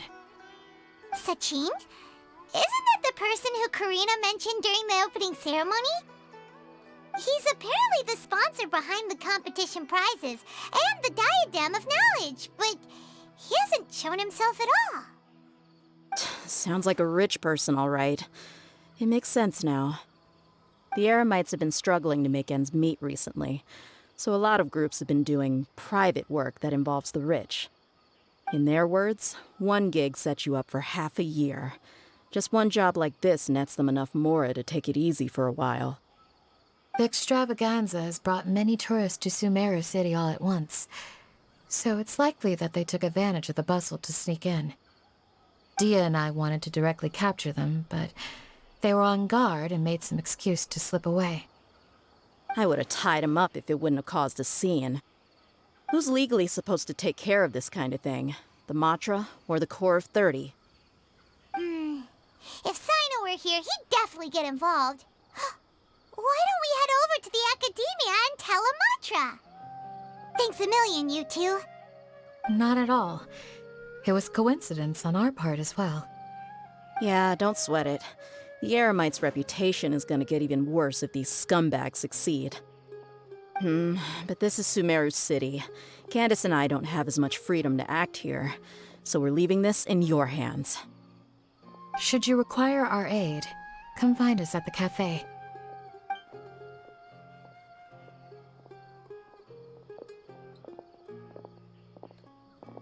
Paimon's noticed that something's bugging you. Is it the extravaganza? 'Cause Paimon's starting to think that there's more than meets the eye here, too. But thinking like this isn't doing anything. Let's just go find Amatra.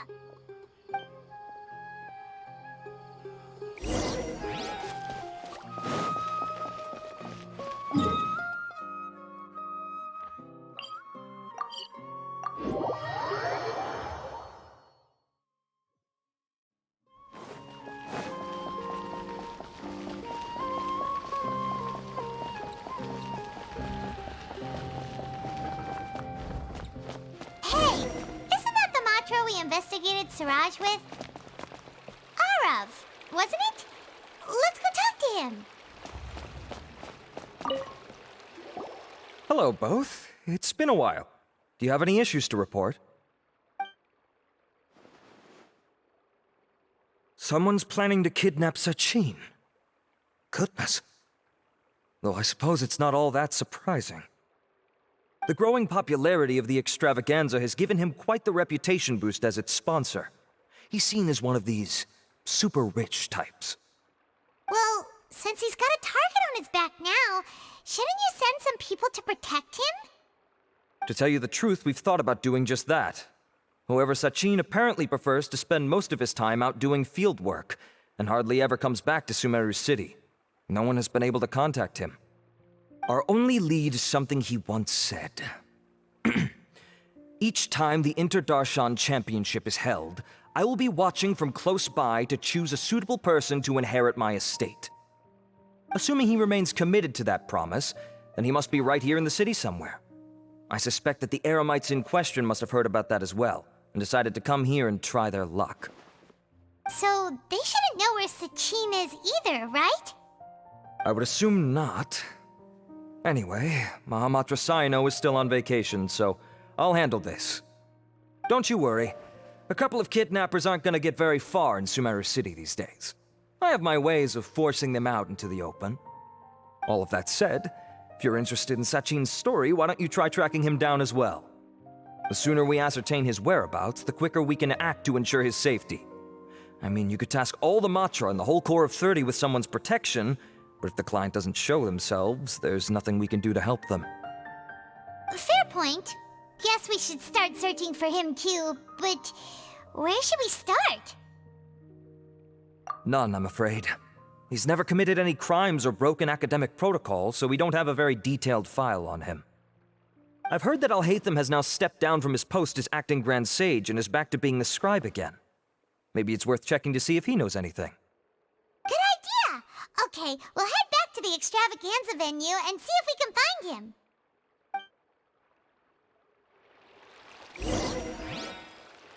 Rest assured that I will bring these criminals to justice.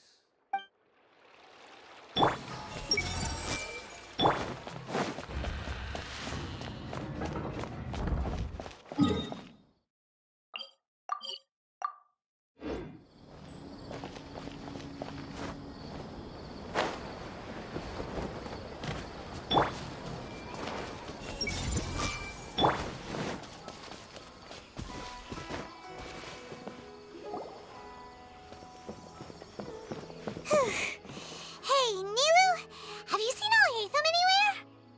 Alhaitham? Why, what is it? We're trying to track down someone and we need him to pull up some records for us. Oh, I see. Sorry, I don't know where he went.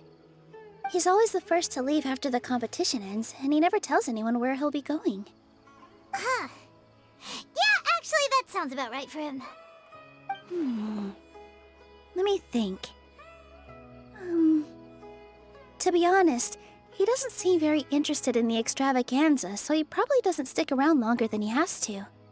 To him, being a commentator is just extra work he was roped into. Do you guys know of any places he'd go after work? Ooh, maybe.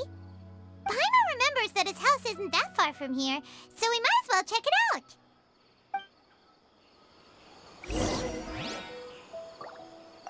I wonder where Alhaitham would go. I see everything.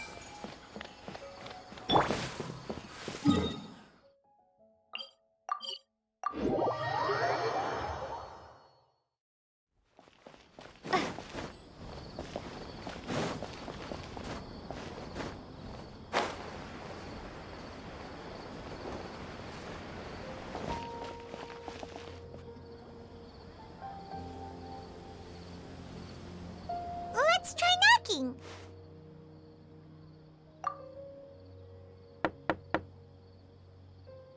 No answer? Maybe no one's home. Hello? Alhaitham? Are you in? We need your help with something. Oh, it's you two? Oh, Kaveh, you're home! Come on in, I'll get the door for you.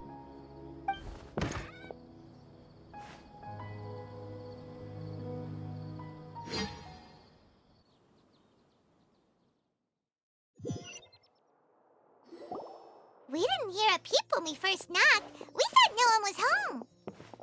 Well, I can't be too careful. If someone from the academia came here looking for Alhaitham, and I opened the door for them without thinking, before long the whole city would know that I'm living here. You're pretty conscientious about this, huh? So, what happens if someone comes inside looking for him while you're at home? It's fine, as long as I stay in my own room. Anyway, why would someone just barge in here looking for him? Most people have better things to do. Fair enough. So do you know where he is at the moment? What do you think? Who knows what he does in his free time? All that matters to me is that he's out of the house. I wouldn't call it that. He's just incapable of saying anything pleasant at all. I told him how the second round went. I won the lot draw, remember? Because of good karma, of course. My luck's on the rise. But him, being him... Oh, you wouldn't believe what he said after I was done talking! You're always quick to remind me that you're my upperclassman, and yet you do not problem solve in the manner becoming of an upperclassman. This begs the question of why we attach prestige to seniority at all. What does he mean, manner becoming of an upperclassman? What, am I supposed to earn the title of upperclassman now? And he didn't stop there. He said, I'd encourage you to reflect on why you've ended up having to rely on luck every round. Frankly, it's incomprehensible to me how you've managed to make it to this age without acknowledging the proverbial elephant in the room of your life. Yeah, that does sound like something Alhaitham would say. I've had it with him. Every time I talk to him, it's the same way. He finds a way to infuriate me every single time. Anyway, the disdain is very much mutual between us, so I'll be moving out as soon as possible. I'm actually packing my things right now. He'll have to get used to doing his own cleaning and tidying from now on. See those perfectly hung paintings on the walls? They're coming with me too. If his life wasn't utterly devoid of artistic sensibility already, it certainly will be after today. Wait, you're moving out already? But the competition isn't even over yet. How can you afford it? Well, obviously I can't just yet. I'm just packing early to get ahead of the game. I've got my new place picked out already. The moment I have my hands on the prize money, I'm going to buy it and move my things right in. It'll take me 3 days tops to move out of here for good. I now know what I have to do to achieve this goal. No matter what happens in the third round, I will win. I will emerge triumphant. You'll see. Well, we'll be rooting for you. But are you sure you'll be all right? In what way? Layla said that she thinks you'll get caught up in internal conflict. Meaning what exactly? Oh, don't tell me you think I have serious personality flaws too. Oh, we didn't say that. But think about it. You say you want to win, but you also turned Faruzan down when she offered to give you her points. Plus, you took it upon yourself to help those desert foxes. Wait, what's so unusual about all that? I gave you my reasons. I would have felt guilty otherwise. Where's the conflict in that?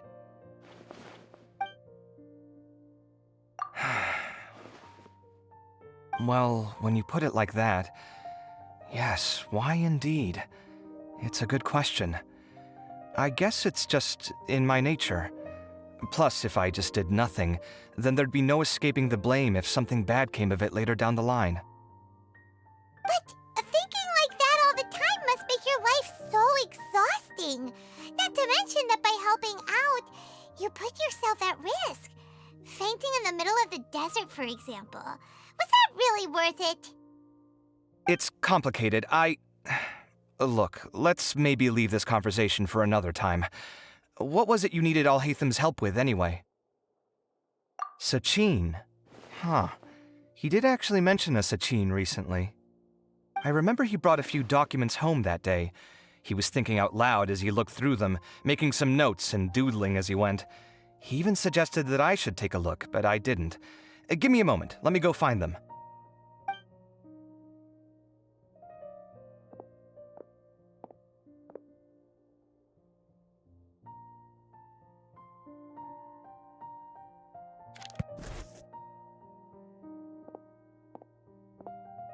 Ah, this is the one. Here, take it. You sure he'd be okay with this? With taking liberties? He's certainly okay with helping himself to my beer whenever he pleases. And anyway, he did ask me if I wanted to read his notes. I didn't see the point at the time, so he just left them on the side. He doesn't leave documents lying around unless he's okay with other people reading them. It's fine, I promise. Cool, if you say so. Okay, let's see what he's got on Sachin.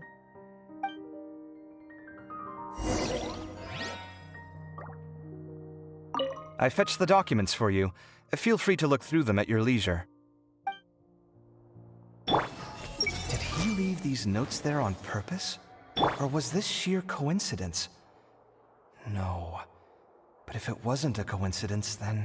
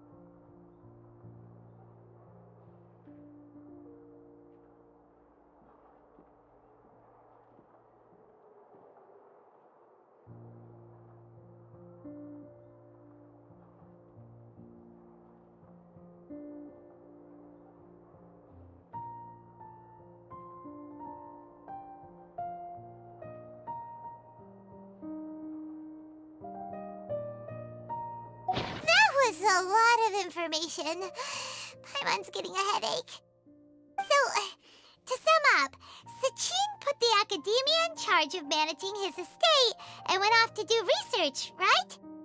He even said that if he really liked one of the contestants, he wouldn't just give them a reward, but his entire estate as well. Oh, that must be worth heaps and heaps of Mora. What? Are you serious? All of Sachin's wealth, that's more than I could spend in a lifetime, surely. Heck, if I got chosen, I'd be able to pay off all my debts, then buy a new place, and still have cash to burn. I could build another Palace of Alcazar's Array, except this time, I'd make it 10 times bigger. Oh, then there's that new project in Port Ormos, of course. The bridge renovation. To do it properly would take upwards of... Hey, snap out of it! You're getting way ahead of yourself there, mister. You're right. First I need to focus on winning and moving out of this place. Huh? Wait a moment. There's a loose slip of paper tucked in between these pages. Did Alhaitham write this? It looks like he was jotting ideas down as he was thinking things over. Let's see.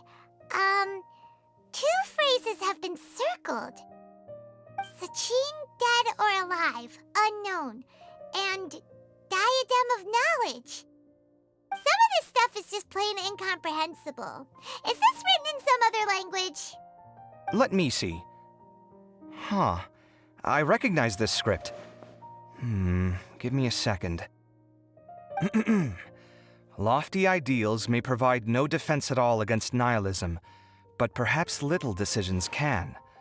That's a rough translation anyway. I can't guarantee it's 100% accurate. There's another smaller line of text underneath. Why would he bring that up? Wow!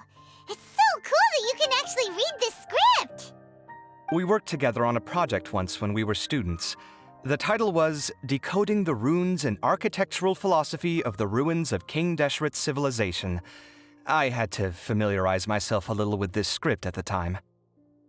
Oh, interesting. So, any idea what Alhaitham meant by all this? Who knows?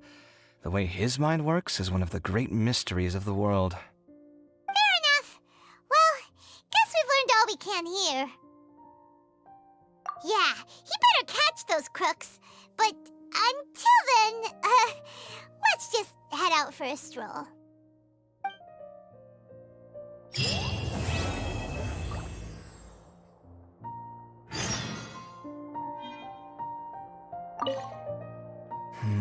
Little decisions. What could have been going through his mind when he wrote that?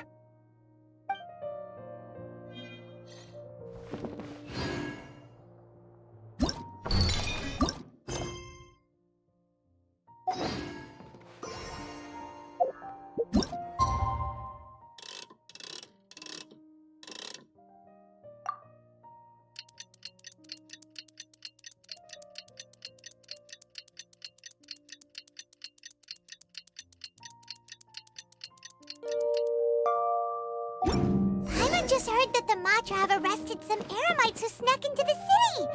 Maybe they were the ones plotting to kidnap Sachin. Let's go to the Academia and check with Arav.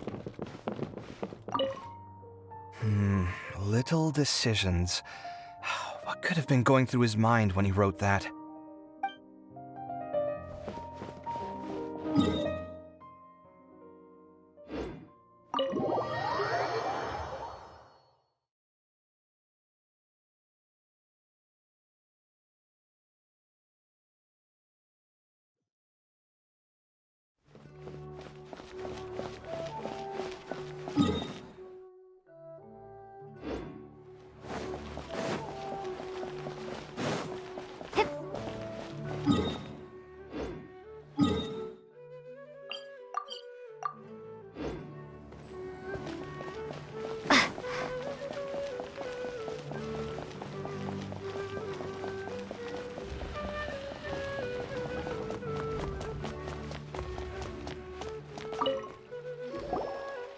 You're here.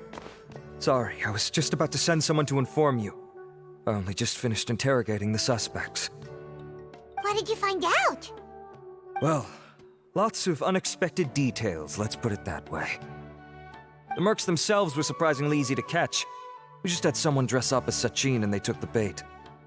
But then it starts to get messy. During the interrogation, we learned that they were hired by Sachin's own child. What? Why would someone want to kidnap their own father? What's up with that? It's anybody's guess at this point. In any event, apparently the guys we caught are just the tip of the iceberg. Most of them are still snooping around outside the city. We're diverting manpower as we speak to try and round them all up. Would you like to come along? Sure! Let's go get to the bottom of all this!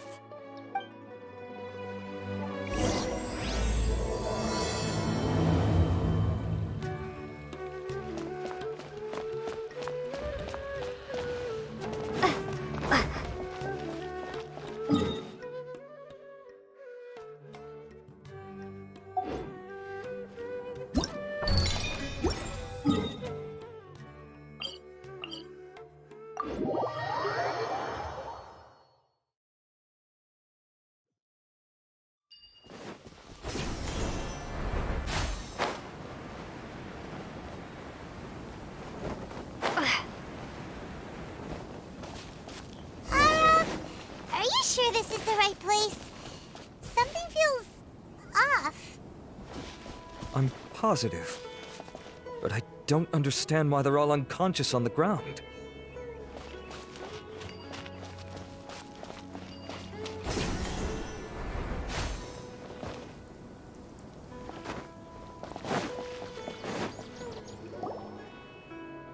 Boss, we got more company.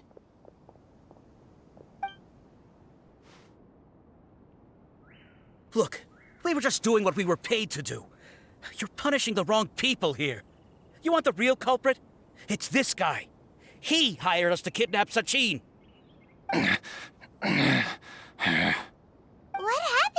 Who beat you all up? Wait, you mean you aren't with them? With who? Who did this? First there was this flying brat. Didn't bother asking any questions, just started throwing punches. After that, some guy wearing green came along and interrogated us for a bit. I've got the confirmation I needed. This is the one who masterminded this whole plot. Jawani, Sachin's son. If you have any questions for him, now's your chance to ask them. When you're done, I'm arresting them all and taking them back to the Academia for further interrogation. So why did you hire people to kidnap Sachin? What do you think? 20 years ago, he upped and left to go and live a carefree life, not giving a second thought for my welfare. As if that's not bad enough already, he went and put his entire fortune in the care of the Academia, along with a contract saying that one day he'd pass it all on to a genius he admired. That's my inheritance, by rights. You expect me to sit back and watch it go to someone else? If he won't give me what's mine, I'll just have to take it from him. Of course! Didn't he say he would be here somewhere, watching the championship from the shadows?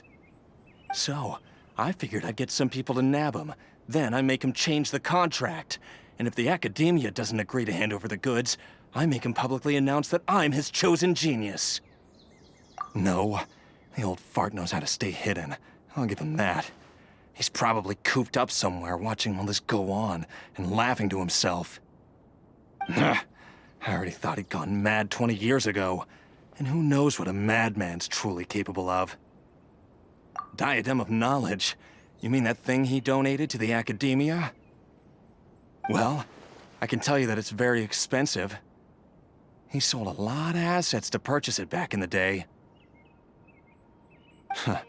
Weird things started happening after he brought it home, too. For example, sometimes we'd hear a high-pitched voice coming from the storage room. Also, before donating it to the Academia, he once shut himself in that same storeroom and researched it non-stop for days. Something was already seriously wrong with him by that point. Nothing he did shocked me. What do you mean, something wrong with him? I only have a vague memory of it, since I was very young at the time. But I have the impression that he went out into the desert for research and didn't return for many years. When he finally did return, he was a changed person. He would mumble incomprehensibly and write essays day and night. I asked if I could see what he'd written, but he chased me out of the room. Later, he went out somewhere and took his written essays with him. When he got back, he signed his contract with the Academia. Part of me wonders whether he'd already stopped being my father by that point. Perhaps the man we called Sachin was a demon from the desert who was wearing his skin. Okay, you can stop now. You're creeping Paimon out. You can believe me or not. Doesn't matter to me. I told you all I know. But if you do see Sachin, tell him this for me. Whatever it is that he's researching out there, he'll always be garbage in my eyes. You finished? In that case, come with us. Well, we finally caught the guy behind all this. Thanks for providing us with the critical information. Do you still have any lingering concerns? Yeah! Al-Haytham's notes do mention that item. Scribe Al-Haytham looked into this matter. Understood. Well, if you believe there to be an issue with the diadem, I'd suggest contacting the organizers and getting them to pause the competitions while we investigate. That makes sense. Okay then, let's get back to the venue. We need to tell Karina what's going on.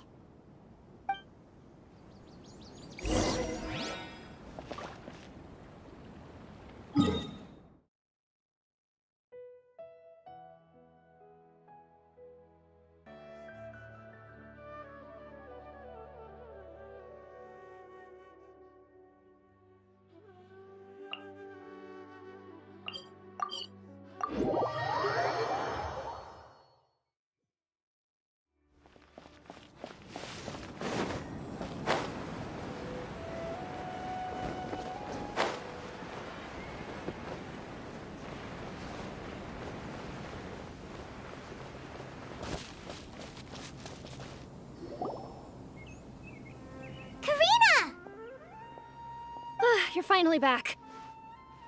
Where have you been? I looked everywhere for you. The third round's already started. We were out capturing some bad guys who wanted to kidnap Sachin. But that's not important right now. We think there might be something wrong with the Diadem of Knowledge, and we'd like to investigate it. The diadem? That seems unlikely. The Diadem of Knowledge has been used in every extravaganza over the last 2 decades, always without incident. Why has this come up now? This is pretty serious. Let me think. Okay, here's the situation. The diadem is currently in Mount Ima Forest. We moved it there before the third round began. In the third round, contestants have to go into Mount Ima Forest, find the diadem, bring it back, and place it on the stand. The first person to do this gets 4 points. Considering how close the scores are between our contestants, whoever wins this round is very likely to be the winner of the whole competition. As such, I suspect competition to be very fierce. You might not make it in time. I'll mark the diadem's location for you. Please head there immediately. Let's hope nothing happens. All right, let's go. That's weird. The locator stopped working. Is the forest interfering with it? Ugh. Let's just go grab the diadem. Why this year?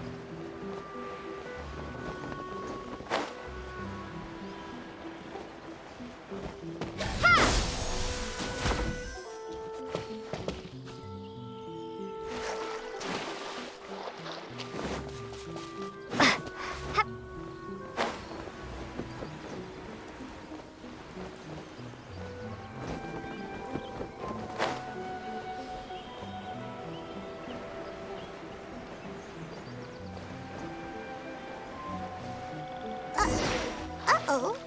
This place looks empty. Did someone already take it? Well, we might as well head back and see if anyone's turned it in.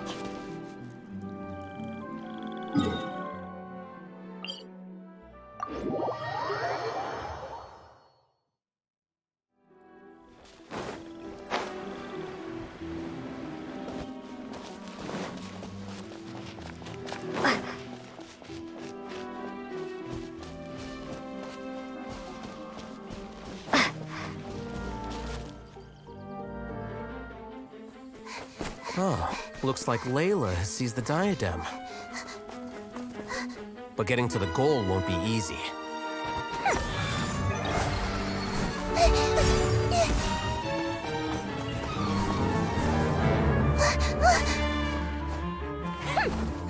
That guy enters the fray.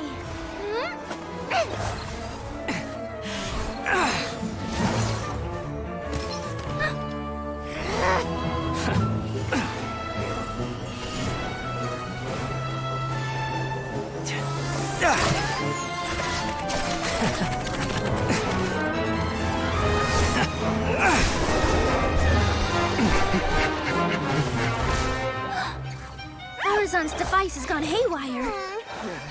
The competition is heating up. Oh. And here's Kaveh bringing up the rear.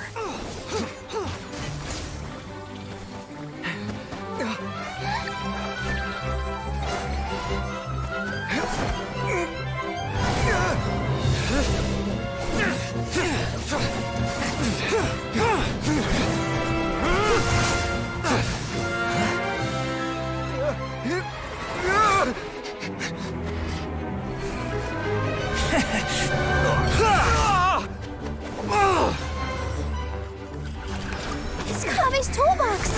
Throwing the diadem to its owner!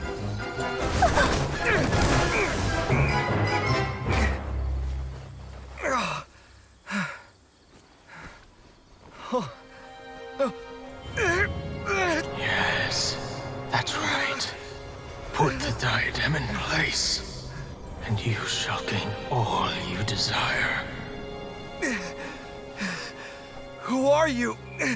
I need you to get out of my head! I am confident that you will not disappoint me. What just happened to me?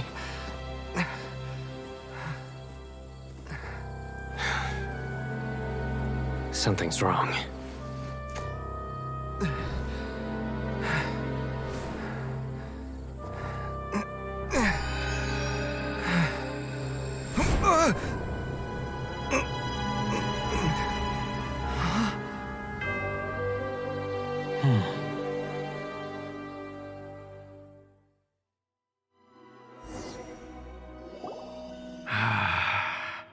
At long last, someone to inherit my estate, and with it, my research. Come, Kaveh. Come to me, my child. How do you know my name? Who are you? I am Sachin. Well, to be precise, I am but a fragment of Sachin's mind. Fate is a curious thing. Seeing you reminds me of another I once met. But you are made of sterner stuff than he, more cognizant of the trials and tribulations of this world. It is you who are worthy to inherit all that I once owned. We meet for the first time, children. But what I mean to say now is of utmost importance. So please, pay attention and bear witness. You have all performed outstandingly in this Interdarshan championship. The Academia has many rare talents among its ranks, and you are the creme of the creme. But if I were to choose a successor, I would choose you, Kaveh. Not only because you were victorious, but also due to our similarities in character. Me? Similar to you? Why, yes. Both of us have the misfortune to be idealists, and that is the source of our misery. 28 years ago, I came to the desert and lived there for 8 full years. What do you think I saw there? Alas, endless strife and slaughter. Conflict over water sources, robbing of merchant caravans, exploitation of the people relentlessly, day after day. Beyond the wall of Samiel lay a completely different world from the one I knew. The things I witnessed there tormented me greatly. I wished desperately to find a way to save them. So, did you find a way? As a Vahumana scholar, I tried to use Vahumana knowledge to find the answer. I researched history and anthropology, performed countless experiments on human nature, and even sought out the scholars living deep in the desert who called themselves the Lost Darshan. But in the end, I found that the answer I sought simply did not exist. It was not possible to simply assign blame for these transgressions to any one party, for the sins are carved into humanity's very nature. Our nature begets conflict, and conflict begets destruction. This is the inexorable truth. The aim of my research was to draw lessons from history. But what I discovered was that history offers no such guidance. Things can only ever go from bad to worse. After this realization, I could no longer see the meaning in anything that I had ever learned. Consumed by an overwhelming sense of emptiness, I could no longer bear to face life. And so, I decided to bring my life to an end. But before I went through with it, a strange twist of fate led me to come into the possession of this diadem, which has the ability to preserve part of one's consciousness. Into it, I placed my experiences before requesting that the Academia manage my estate. As I thought, the contract you signed with the Academia was in essence your will. But if you'd given up hope on this world, why did you feel the need to do this? I mentioned that I had performed a great many experiments concerning human nature.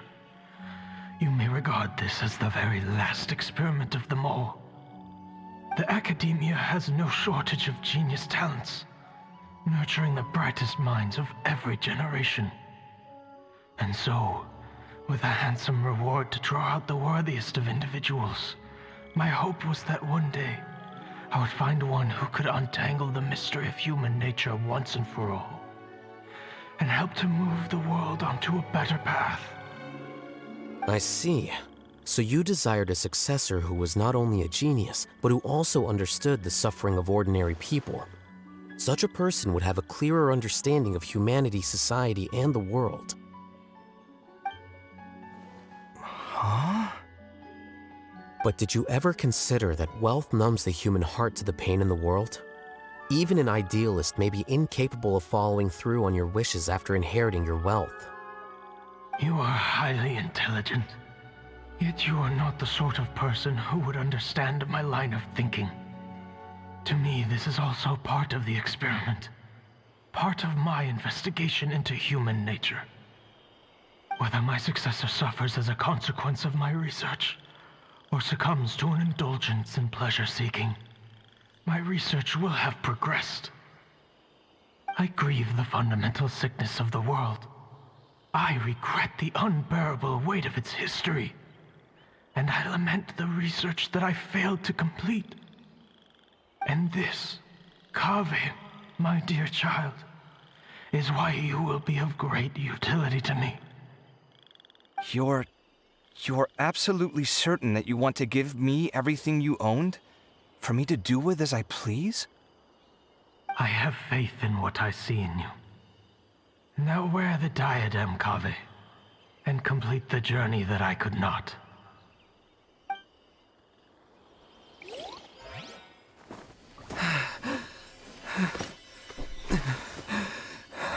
Will the verdict I reached cause you suffering? Or will this newfound wealth numb your heart? I look forward to your answer. All of my research materials are being stored at our... Huh? I've heard enough! My life's enough of a mess already. The last thing I need is more suffering. Keep your Mora. I don't need it. Didn't you say that you saw a lot of people in pain? Well, if that's the case, then your wealth can go to them.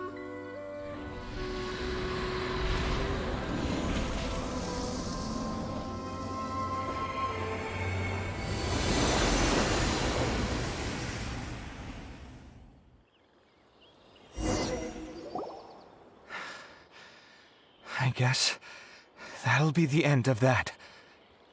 Kaveh. Are you all right? Any physical discomfort? I'm fine. Thanks, Tainari. Don't worry about me. Don't push yourself too hard. Kaveh. Kaveh may have broken the diadem, but he successfully completed the task prior to that. According to the rules, this makes him the victor of round 3. Points-wise, this also makes him the winner of the Interdarshan Championship. As the champion and Sachin's personally designated successor, Kaveh has obtained the rights to inherit the entirety of his estate. For the avoidance of doubt, can you confirm that it is your intention to donate all of Sachin's wealth? Like I said, he thought that the world is a bad place. Well then, let's use what he left behind to change it for the better. Rejecting the world will achieve nothing. He and I, we're not the same. All right. As the scribe, I will make a record of this incident on file. The sages will contact you in person for details on how exactly Sachin's estate is to be used. That sounds fine. I don't know if his research findings were right, nor would I know how to finish his research for him. But what I do know is that by ending this here, no contestants will have to suffer. We won't be the last. There will be more championships to come, and countless future scholars will follow in our footsteps. Sachin's words can only cause pain, but not anymore. No one else has to hear them now. We're all scholars here. I know full well that shutting down his views like this is autocratic and arrogant. Fine by me. I'll bear that responsibility. It's the least I can do, and, well, it's the only thing I can do.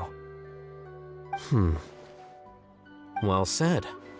What you've expressed is a sense of justice and idealism that many aspire to, but few dare follow through with. I say this despite the fact that, in my view, it's quite ridiculous. You have long been aware of what your flaws are, but your pride alone prevents you from admitting it. Nevertheless, your perspective is well suited to appearing in a victory speech. Contestant Kaveh, on behalf of the organizing committee, it is my honor to congratulate you on your victory. What? Please. I don't need your insincere praise. Anyway, this isn't the time or place for debates. Keep your commentary focused on the competition, not my views. Congratulations, Kaveh. Also, you'll need to prepare for the award ceremony. Looks like the ceremony will be held at the main venue. Let's head over and check it out!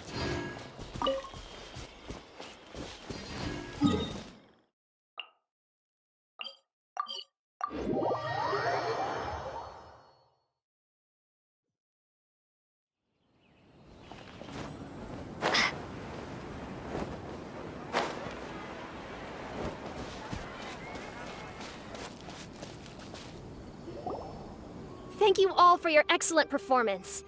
And that brings this year's Interdarshan Championship to a close.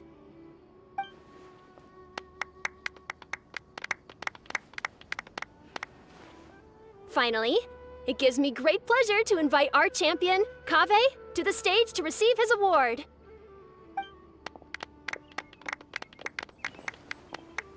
Typically at this point, we would crown our champion with the diadem as well as presenting them with their award.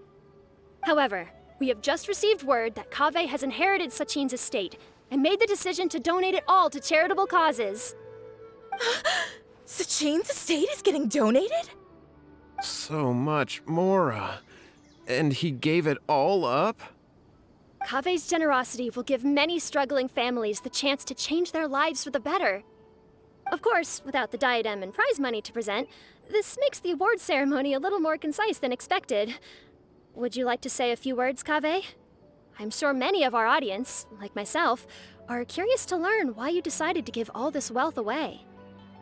I'm not entirely sure what I should say under these circumstances. I'm glad to have won, even though I'd say luck played a big part in that. As for why I want to give the Mora away, I don't support Sachin's views, and I don't want to take his Mora. With a lot of things in life, people need to experience them for themselves. It shouldn't be up to one person to make a judgment on. Not him, and not me either. Anyway, this isn't really the time and place for such weighty and complicated topics. So, I guess that's all. I'll leave it there. Thanks very much. Oh, Kaveh, just one moment. While this is a short and sweet award ceremony, we do still have a prize to present you with. please take this limited edition Genius Invocation TCG card. Additionally, your champion status will be logged in your record. This means that the Sages will give priority consideration to any future project proposals you submit. All right, I'll take the card. But as for project proposals, forget it. In that case, I declare the award ceremony over. Let's give our champion Kaveh one last big round of applause.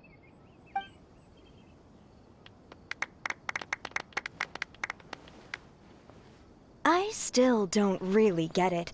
The sum of Mora would have been enough for me to live in luxury for my entire life. That just means you're not strange enough to understand the way that geniuses think. Come on, we've still got the whole Wisdom Gala to explore.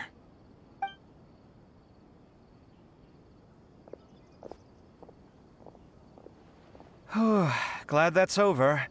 I think I'm quite good at giving speeches, but this one was just so tiring. Do you mean that you're still exhausted from the competition? Honestly, you don't look happy at all, but whatever else happened, you're the champion, you know? Don't you think you should be proud of that?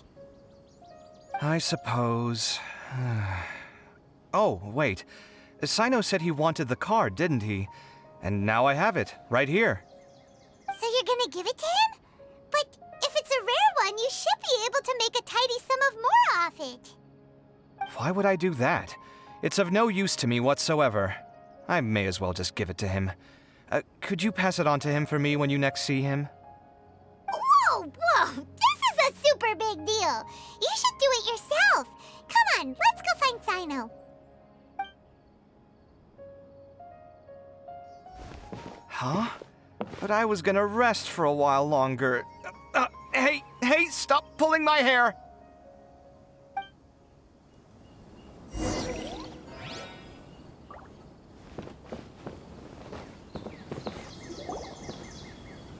What you looking at, Sino? I'm still thinking about the Sachin issue. What brings you here? Well, they gave me this limited edition Genius Invocation card, and I figured you'd have more use for it than I. But it's a limited edition. Are you sure you want to give it to me? What else would I do with it? I have no use for it. But it's limited edition. Kaveh, are you in trouble? You don't have to do all this. Just tell me what's wrong and I will help. Oh, that's not what I meant at all. Yes, I have all sorts of problems, but that has absolutely nothing to do with this card. I'll figure my own issues out by myself. All right. In that case, I accept your generosity. But now that I realize that you have no concept of its value, I cannot simply take it from you. How about this? I shall buy it from you at a fair price. Namely, the price that the previous limited edition card sold for. Oh, come on. It's just one card. How much could it really be worth? 1 million more at the very least. Huh? How much? 1 million more? If you feel that's too low, I can go a little higher. 1 million mora for a card? But you already have a whole bunch of these, shiny ones, don't you? I saw your deck last time we played. Not every card is this valuable, and some cards are exquisitely designed, but not rare.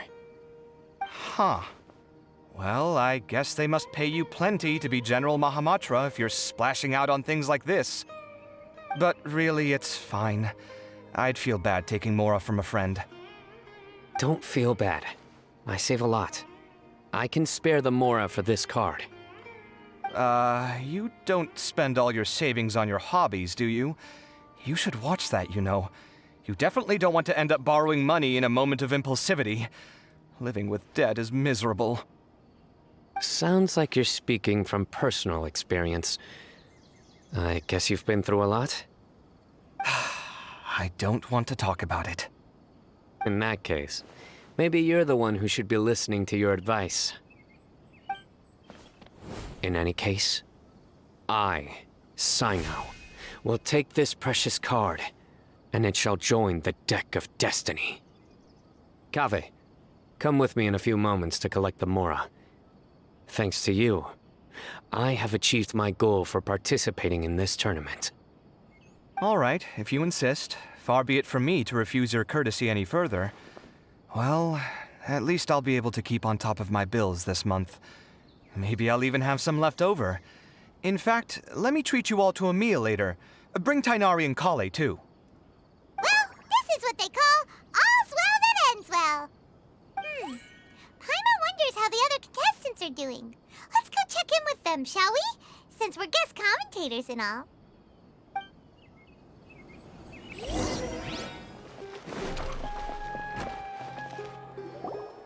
I'm telling you, you can't go wrong taking advice from me on what to wear. Back in the day, my fashion style was considered cutting edge by everyone in the academia. Really? Well, then, sure, Madame Faruzan. Maybe you could pick out a few fashionable outfits for us. Faruzan! Nilu! Even Dia and Candace are here! What are you all up to? Candace and I bumped into these two while we were strolling through the streets. Madame Faruzan here's pretty friendly. When she heard that we were buying clothes, she decided to give us some help. I don't really see anything I'm familiar with. Never mind. We can purchase some textiles and make the clothes ourselves. Let's go with the plain fabric as our base. And embroider red and pink flowers on. Oh, and some green leaves. Oh, wait a sec. You sure that's the latest style? That sounds a lot like what the older folks back home would wear. Don't worry. This style is a timeless classic. No thanks. This is actually sounding pretty weird. Wait. Madame Farzan's right. That style is a classic and used to be mainstream fashion. But these days, there's some other options too. If you don't mind, how about I pick some clothes out for everyone? It's not often that we get to meet up, especially since Candace rarely makes it to Sumeru City. Also, I know a few places where I can get a great bargain. Sure. I'm happy to leave it to you. I'll come with you to have a look. One always has to keep on top of what the youth of today are into. Madame Farazan? Come quick! She's over here! Who are you? We're new in the academia. We saw all the amazing things you did during the competition. Do you have any classes we could sign up for? Of course I do. And you're both very welcome to join. That's great! We can't wait. What's your area of research? Precision mechanics? I'm from Haravatat. Huh? But you seem like an expert in machines. Wait, sorry. I remember now. You were representing the Haravatat Darshan in the championship. Oh, their classes are so boring, though. I'm sorry, ma'am. Let me know if you run any other classes in the future. I'll be there. I knew it. What about you? Aren't you going to leave with your friend? I think you're amazing, Madame Farazan, and I'd like to learn from you for a while, if possible. I can take the class you're teaching as an option, even though cross-Darshan lessons might be a little tough to arrange. But I look forward to learning from you. I see. You're a good egg, child. Don't worry. Study under me, and I promise you, you will get the best teaching available. Thank you so much, ma'am. Well, I won't disturb you any further. See you in class. I don't quite understand what happened there, but congratulations, I think. Traveler, Paimon, would you two like to come and pick out some clothes? Sorry, we can't. We've got a meal with Kaveh later, and we have to check in with all the other contestants before then. Oh, by the way, have any of you seen Hat Guy or Layla? I don't know where Hat Guy went. We just saw Layla not too long ago, though. But she was hanging out with some other Ratahoa students, so we didn't get a chance to speak with her. Are you gonna go and see what she's up to? Ratahoa students? They must be the ones who voted for her to enter the competition, right? Oh, she didn't end up winning, so Paimon wonders how they feel about that. Let's go take a peek. If you don't come to Sumeru City often, classic floral designs aren't a bad choice. those don't really go out of style. And of course, since you're putting this on your body, you need to consider the type of fabric the clothes are made from. Some materials might look stunning, but they can be terribly uncomfortable to wear. Agreed. After all, is fashion not the constant phasing in and out of classics? In that sense, you could always consider the style I suggested too. Wait, sorry, ma'am, but I think it could be quite a while before the style you recommended comes back into fashion. I actually think the style recommended by Madame Faruzan is quite beautiful. Isn't it just? You have a discerning eye, my dear. The classics are the best. Period. Get your spices here. We've got all kinds. I think I might need some more practice if I wanted to embroider my own complex designs. Although, I'm no beginner with a needle and thread. More like upper end of intermediate?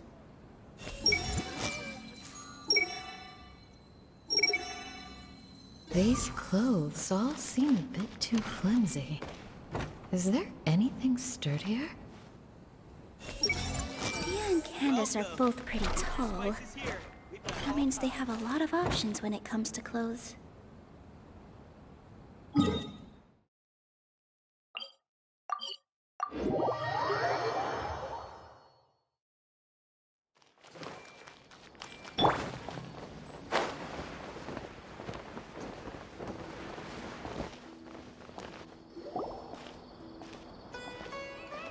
I'm sorry, everyone.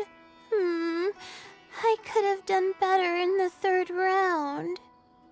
Oh, stop it! If you're going to beat yourself up after doing as well as you did, how bad does that make us look, huh? Heck, it's not like any of us had the guts to enter the championship. I didn't see the whole thing, but you were the only contestant who scored points in both the first 2 rounds, right? And I heard that you actually found the diadem first in round 3. You came so close to winning the competition. Aw, I just got lucky, I think. That can't be true. You had some really stiff competition out there. The renowned Tainari from Amorta, even Sino the General Mahamatra was there. You're amazing, all of you.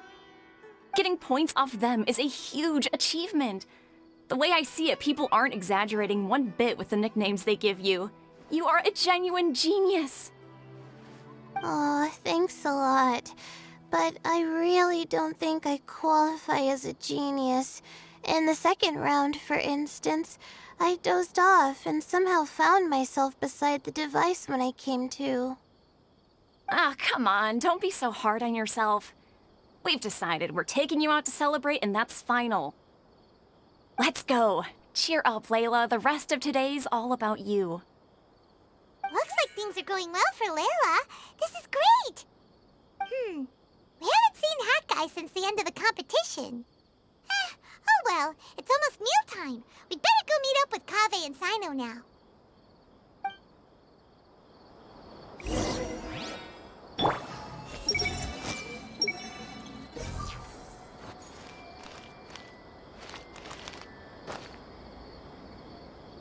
Everyone hold hands!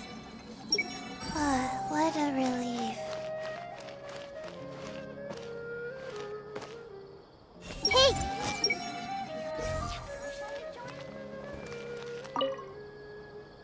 I can't believe it. But in the end, no one was disappointed in me. What a relief. Finally,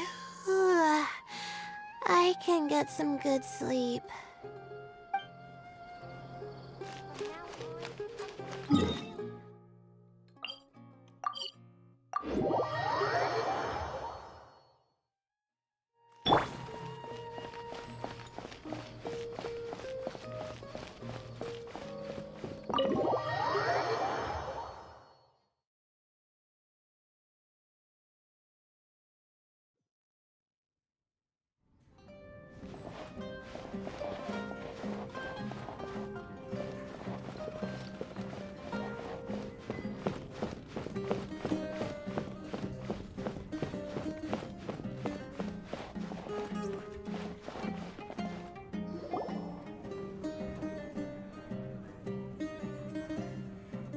Are you sure you have enough to cover this? Don't blow it all at once.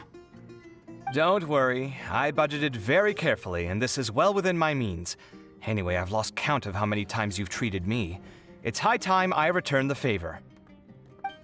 Oh, Traveler, Paimon, over here! Ooh, look at all this! Good food, here we come! I heard that you went to see the other contestants. How's everyone doing? Farazan found herself a student, and Layla's classmates are bowled over by how well she did. We couldn't find Hat Guy, though. Who knows where he's gone? Alhaitham's gone missing in action, too. Huh. The one time I'm actually in a good enough mood to treat him to a nice meal, he disappears without a trace. That guy. Where the heck could he have gone? I still have questions about that note he left. Well, whatever. He can do what he wants. Now, let's eat.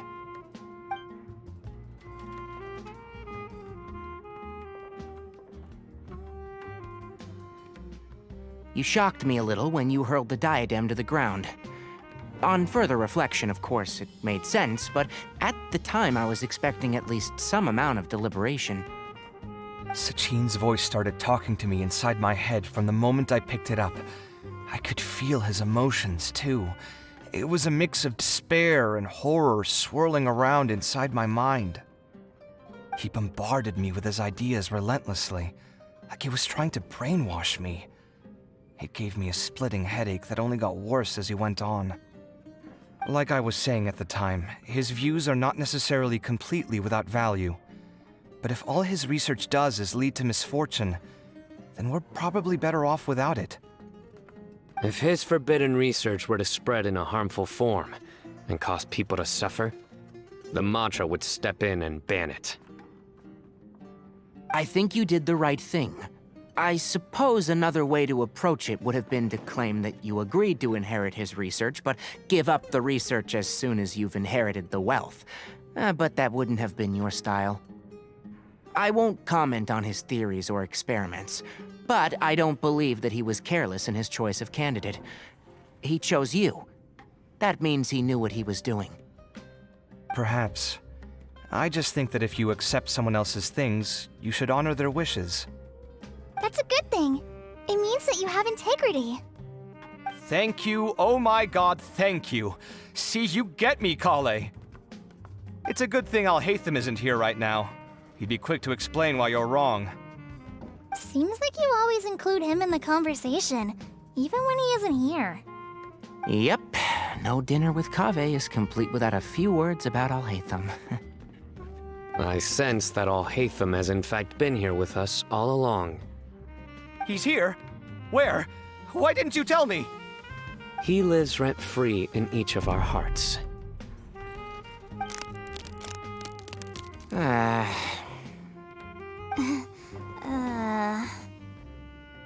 That was horrifying. It literally sent chills down my spine. Good thing you didn't say that before we started eating. That would have killed the mood in a heartbeat. All right, enough about Alhaitham. Tainari, did you achieve what you wanted out of the championship? I did, in the first round, in fact. Word of mouth proved very effective. I spoke to a handful of people, they told their friends, and so on. Now, a record number of people have signed up to attend the next lecture. Oh, are you free next month? You should come along, maybe even say a few words. About what? I don't know the first thing about anything Amorta-related. Just play to your strengths. For instance, you could talk about the distinguishing features of rainforest architecture, or ask everyone not to chop down too many trees the next time they're building a house. Oh, well, that's no problem. Sure, I'll make time. Has everyone had enough to eat? I can order more if anyone's still hungry. I'm full. Thanks. Paimon's super full, too. If only we could eat like this every day. Yeah, we should do this more often. Work will always be there, but seeing friends is important too. This is a good restaurant. Let's definitely come here again. Sounds good. We should pick a few other places as backup options, though. There are other good places around here, too? Oh, and don't forget to invite us if you go. There's nothing we love more than good food. Kaveh, do you have plans after this? I was thinking of maybe going to the academia for some alone time. Nothing set in stone, though. Why do you ask? Since everyone is free, why don't we play a few matches of Genius Invocation TCG? Eager to show off your new limited edition card, are you? Not to show off. This is my way of thanking you for your help. Only my best friend will have the honor of seeing this card's debut play. All right, sure. I didn't bring my deck with me, though, so I'll need to borrow one. Actually, Master, I made a new one a few days back. Don't tell me you've been spending all your study hours playing cards. Come on, no need to be so stern. They do say that your innate interests are your best teacher, don't they?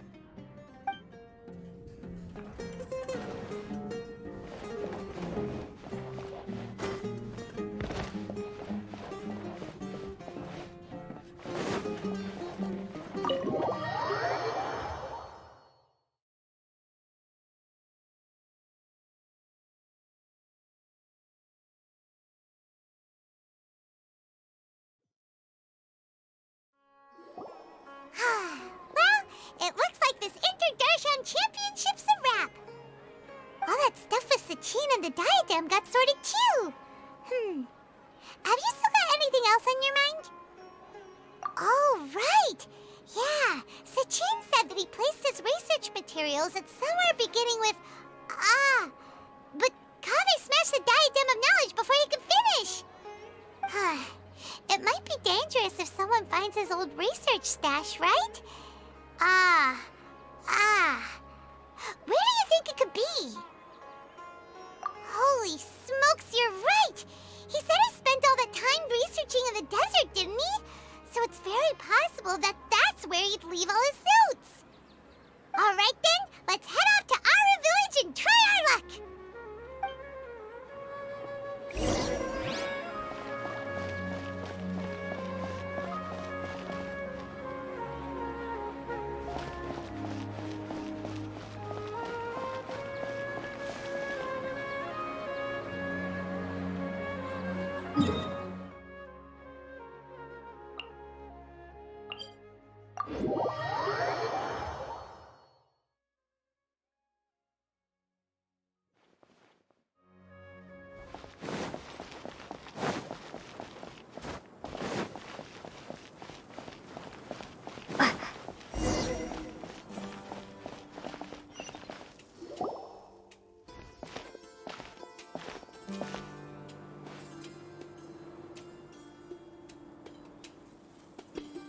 Didn't expect to run into you here.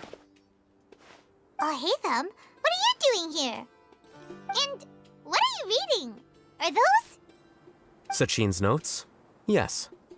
I came across his profile while I was organizing some documents and became interested in his research. If it wasn't for that, I never would have agreed to being a commentator. I had a hunch after seeing the fragment of his mind, and sure enough, I came here and found his research. Wait! So, you've read it already? Are you alright? How do you feel? I think you may have misunderstood something. The reason Sachin chose that architect to inherit his research was that only he could really empathize with both the calamity and the humanity that these notes seek to convey. Only one who resonates with these sentiments would suffer and begin to think of history as bleak, the present as perplexing, and the future as pessimistic. Empathy is a double-edged sword. Clearly, I am not the same sort of person as Sachin was. Empaths have many friends, and their wide social circle comes with certain societal advantages. But this also makes it hard for them to achieve their goals. Why's that? All important things in life involve other people. As such, it's extremely difficult to live a life that causes no harm whatsoever to others. If you really want to achieve your goals, you have to be prepared to make enemies along the way. Not everyone can deal with that reality. And that reality is like the material here: objective, heavy, negative. But at the end of the day, For all these experiment results and conclusions, it's just one person's perspective, Sachin's. So, what are your thoughts now that you've read it? As a scholar, Sachin was without a doubt a genius. He laid the blame for the darkness in the world squarely on humanity, experimented extensively with reliable results, and drew logical conclusions. In that sense, one might say his views were correct. So, people are bad? And things can only ever get worse? All of that's true? That is not a question for me to answer. Someone else will arrive shortly. You can ask them instead. All I will say is that the world is not built on correctness alone. Sometimes, being correct means nothing at all. Lofty ideals may provide no defense at all against nihilism, but perhaps little decisions can. By their own choice, the idealist seeks to bring happiness to all while denying themselves the same. Thus, they shall never reach even the borders of truth until they wipe away the ignorance that blinds them. I've never been able to agree with certain philosophies. Even Sachin himself struggled to comprehend the notion of sacrificing oneself for the greater good. But sadly, all viewpoints will find their supporters, and the way we see the world largely decides our fates. All right then, I got what I came for. These research materials are yours to look after. I'll be off. Wait, so you came here just to read this stuff? You missed out on a big get-together, you know. Get-together? Ah, yes, that makes sense. This is a good opportunity for that sort of thing. Guess what? Kaveh treated everyone this time. Then I'm sure he packed up the leftovers for me. See ya.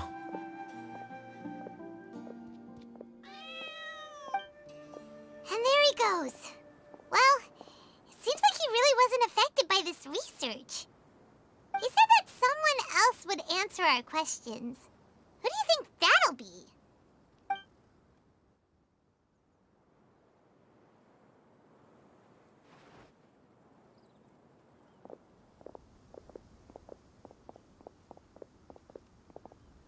Traveler, Paimon, you're already here.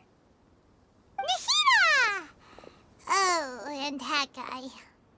Wait, so you asked him to take part in the championship? Yes, it was me. Are you surprised? Did you know that there was something wrong with the diadem from the start? And if so, why didn't you switch it out for another one? Because Sachin's research is not mistaken. He spent his entire life researching this topic, and these materials are a result of that. These are the crystallization of his wisdom. Yes, I was worried that the material might cause some disruption, but I didn't want to wipe away all his hard work searching for the truth.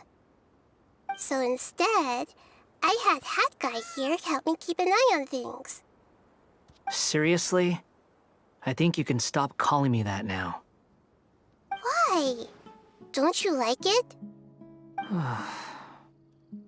Well, anyway, if Sachin's chosen successor hadn't been able to handle his research, or if it had brought pain to more people, he would have intervened at a suitable moment.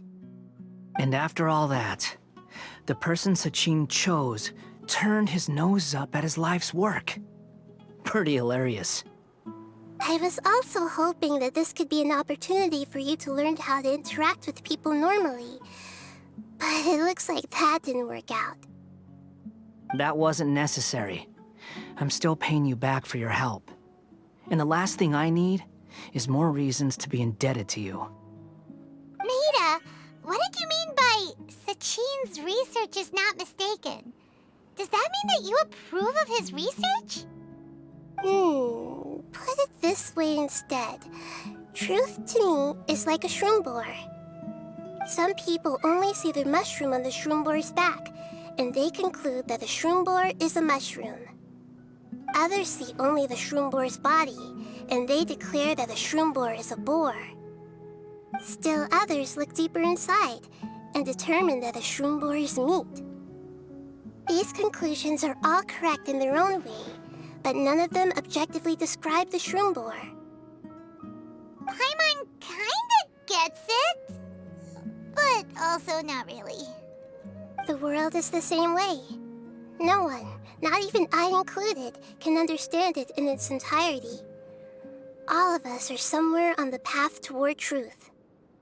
Within the confines of our limited knowledge, some may blindly believe in the beauty of this world, and others may focus only on its evils. In truth, the most important thing isn't what state the world is in now, but what people hope it will become. But of course, I don't mean that as a criticism or a call to action. Ultimately, my duty as the God of Wisdom is to guide every form of wisdom to a place where it can find its purpose. That was a long speech. So what are you actually going to do with these research materials? Because Kaveh, as the successor of this research, does not wish to see these ideas disseminated, I will seal it up. But even though Sachin's research could be considered negative wisdom, it is still a building block of the truth. If someone wishes to follow in his footsteps in the future, I will not stop them. I also look forward to the day that a member of the Vahumana Darshan can not only comprehend his theories, but also find a way out from the despair as well. Vahumana doesn't have that kind of talent. Wait, you're not intending to keep me in Vahumana long term, are you? I don't remember signing up to become a scholar. Don't you think I'm useful enough to you as a prisoner? Oh boy, here we go again. You think so? Well, to that, I would say that in Sumeru, even prisoners have a right to an education.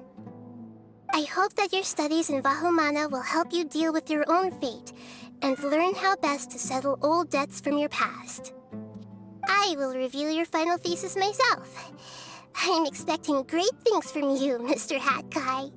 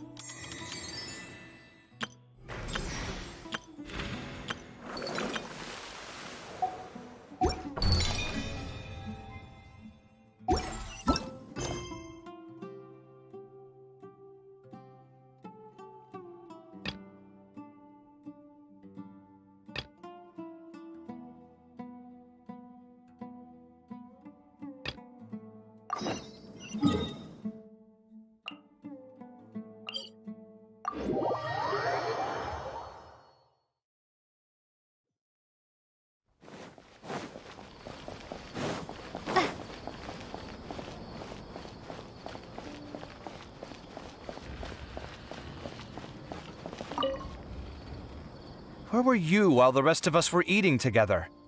I don't recall being obligated to report my whereabouts to you. Did you go find another hidey hole to read in? You need to change your ways, you know. You can't survive on books alone. Surviving on meals paid for by you would be harder still. You? Whatever. It doesn't take a genius to guess what you've been up to. You were investigating Sachin, weren't you? It was obvious from your notes. However, I don't believe his research alone would have been enough to pique your interest. His way of doing things is disturbing, while you...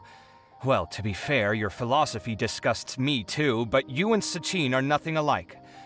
I don't imagine your views intersect at all. Egoism and nihilism are not the same thing.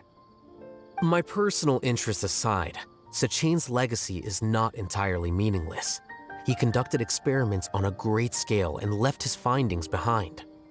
Also, thanks for the compliment, but I'm actually just passing through. I didn't come here for the conversation. Well, not this one at least. What do you mean? What topic of conversation could be more sacred among scholars than the exploration of differing philosophies? Well, based on what I've learned, Sachin and his disturbing way of doing things, as you put it, is very likely to have met your father 20 years ago. What did you say? Wait, so... No. Surely that doesn't mean... Huh. So that's why he thought I looked familiar. My father must have gone into the desert due to his influence. I'm afraid so. Good thing I shattered that diadem. From now on, nothing like that will ever have to happen again. The boundaries of knowledge are ever expanding. Someone else will inevitably pick up the same line of research one day, and Vahumana regards it as a reasonable research direction. Oh, not this again. Even if you're right and people are bound to fall into the same intellectual traps, things won't necessarily go the same way again next time. You have to admit that the actions of one individual don't always predict the behavior of the group, and vice versa. Take Sachin, for instance. He's quite an anomaly. And so is the one who stopped him. You. Conflicts of this nature are indeed exceptional, but it will occur again in the future. You said it yourself. The actions of one individual cannot predict the behavior of a whole group. You know that not everyone would have chosen as you did. Even so, I stand by my views. You can forget about trying to convince me. That's fine. We've been arguing over this for years, and I don't hold any hope of you understanding. The issue we're debating has long since moved on from who's right and who's wrong. Thanks for letting me know all this. What? I said, thanks for letting me know. Hey, stop acting like you didn't hear me. You're doing this on purpose, aren't you? They say that earnest thanks should be given thrice, so one more time, please.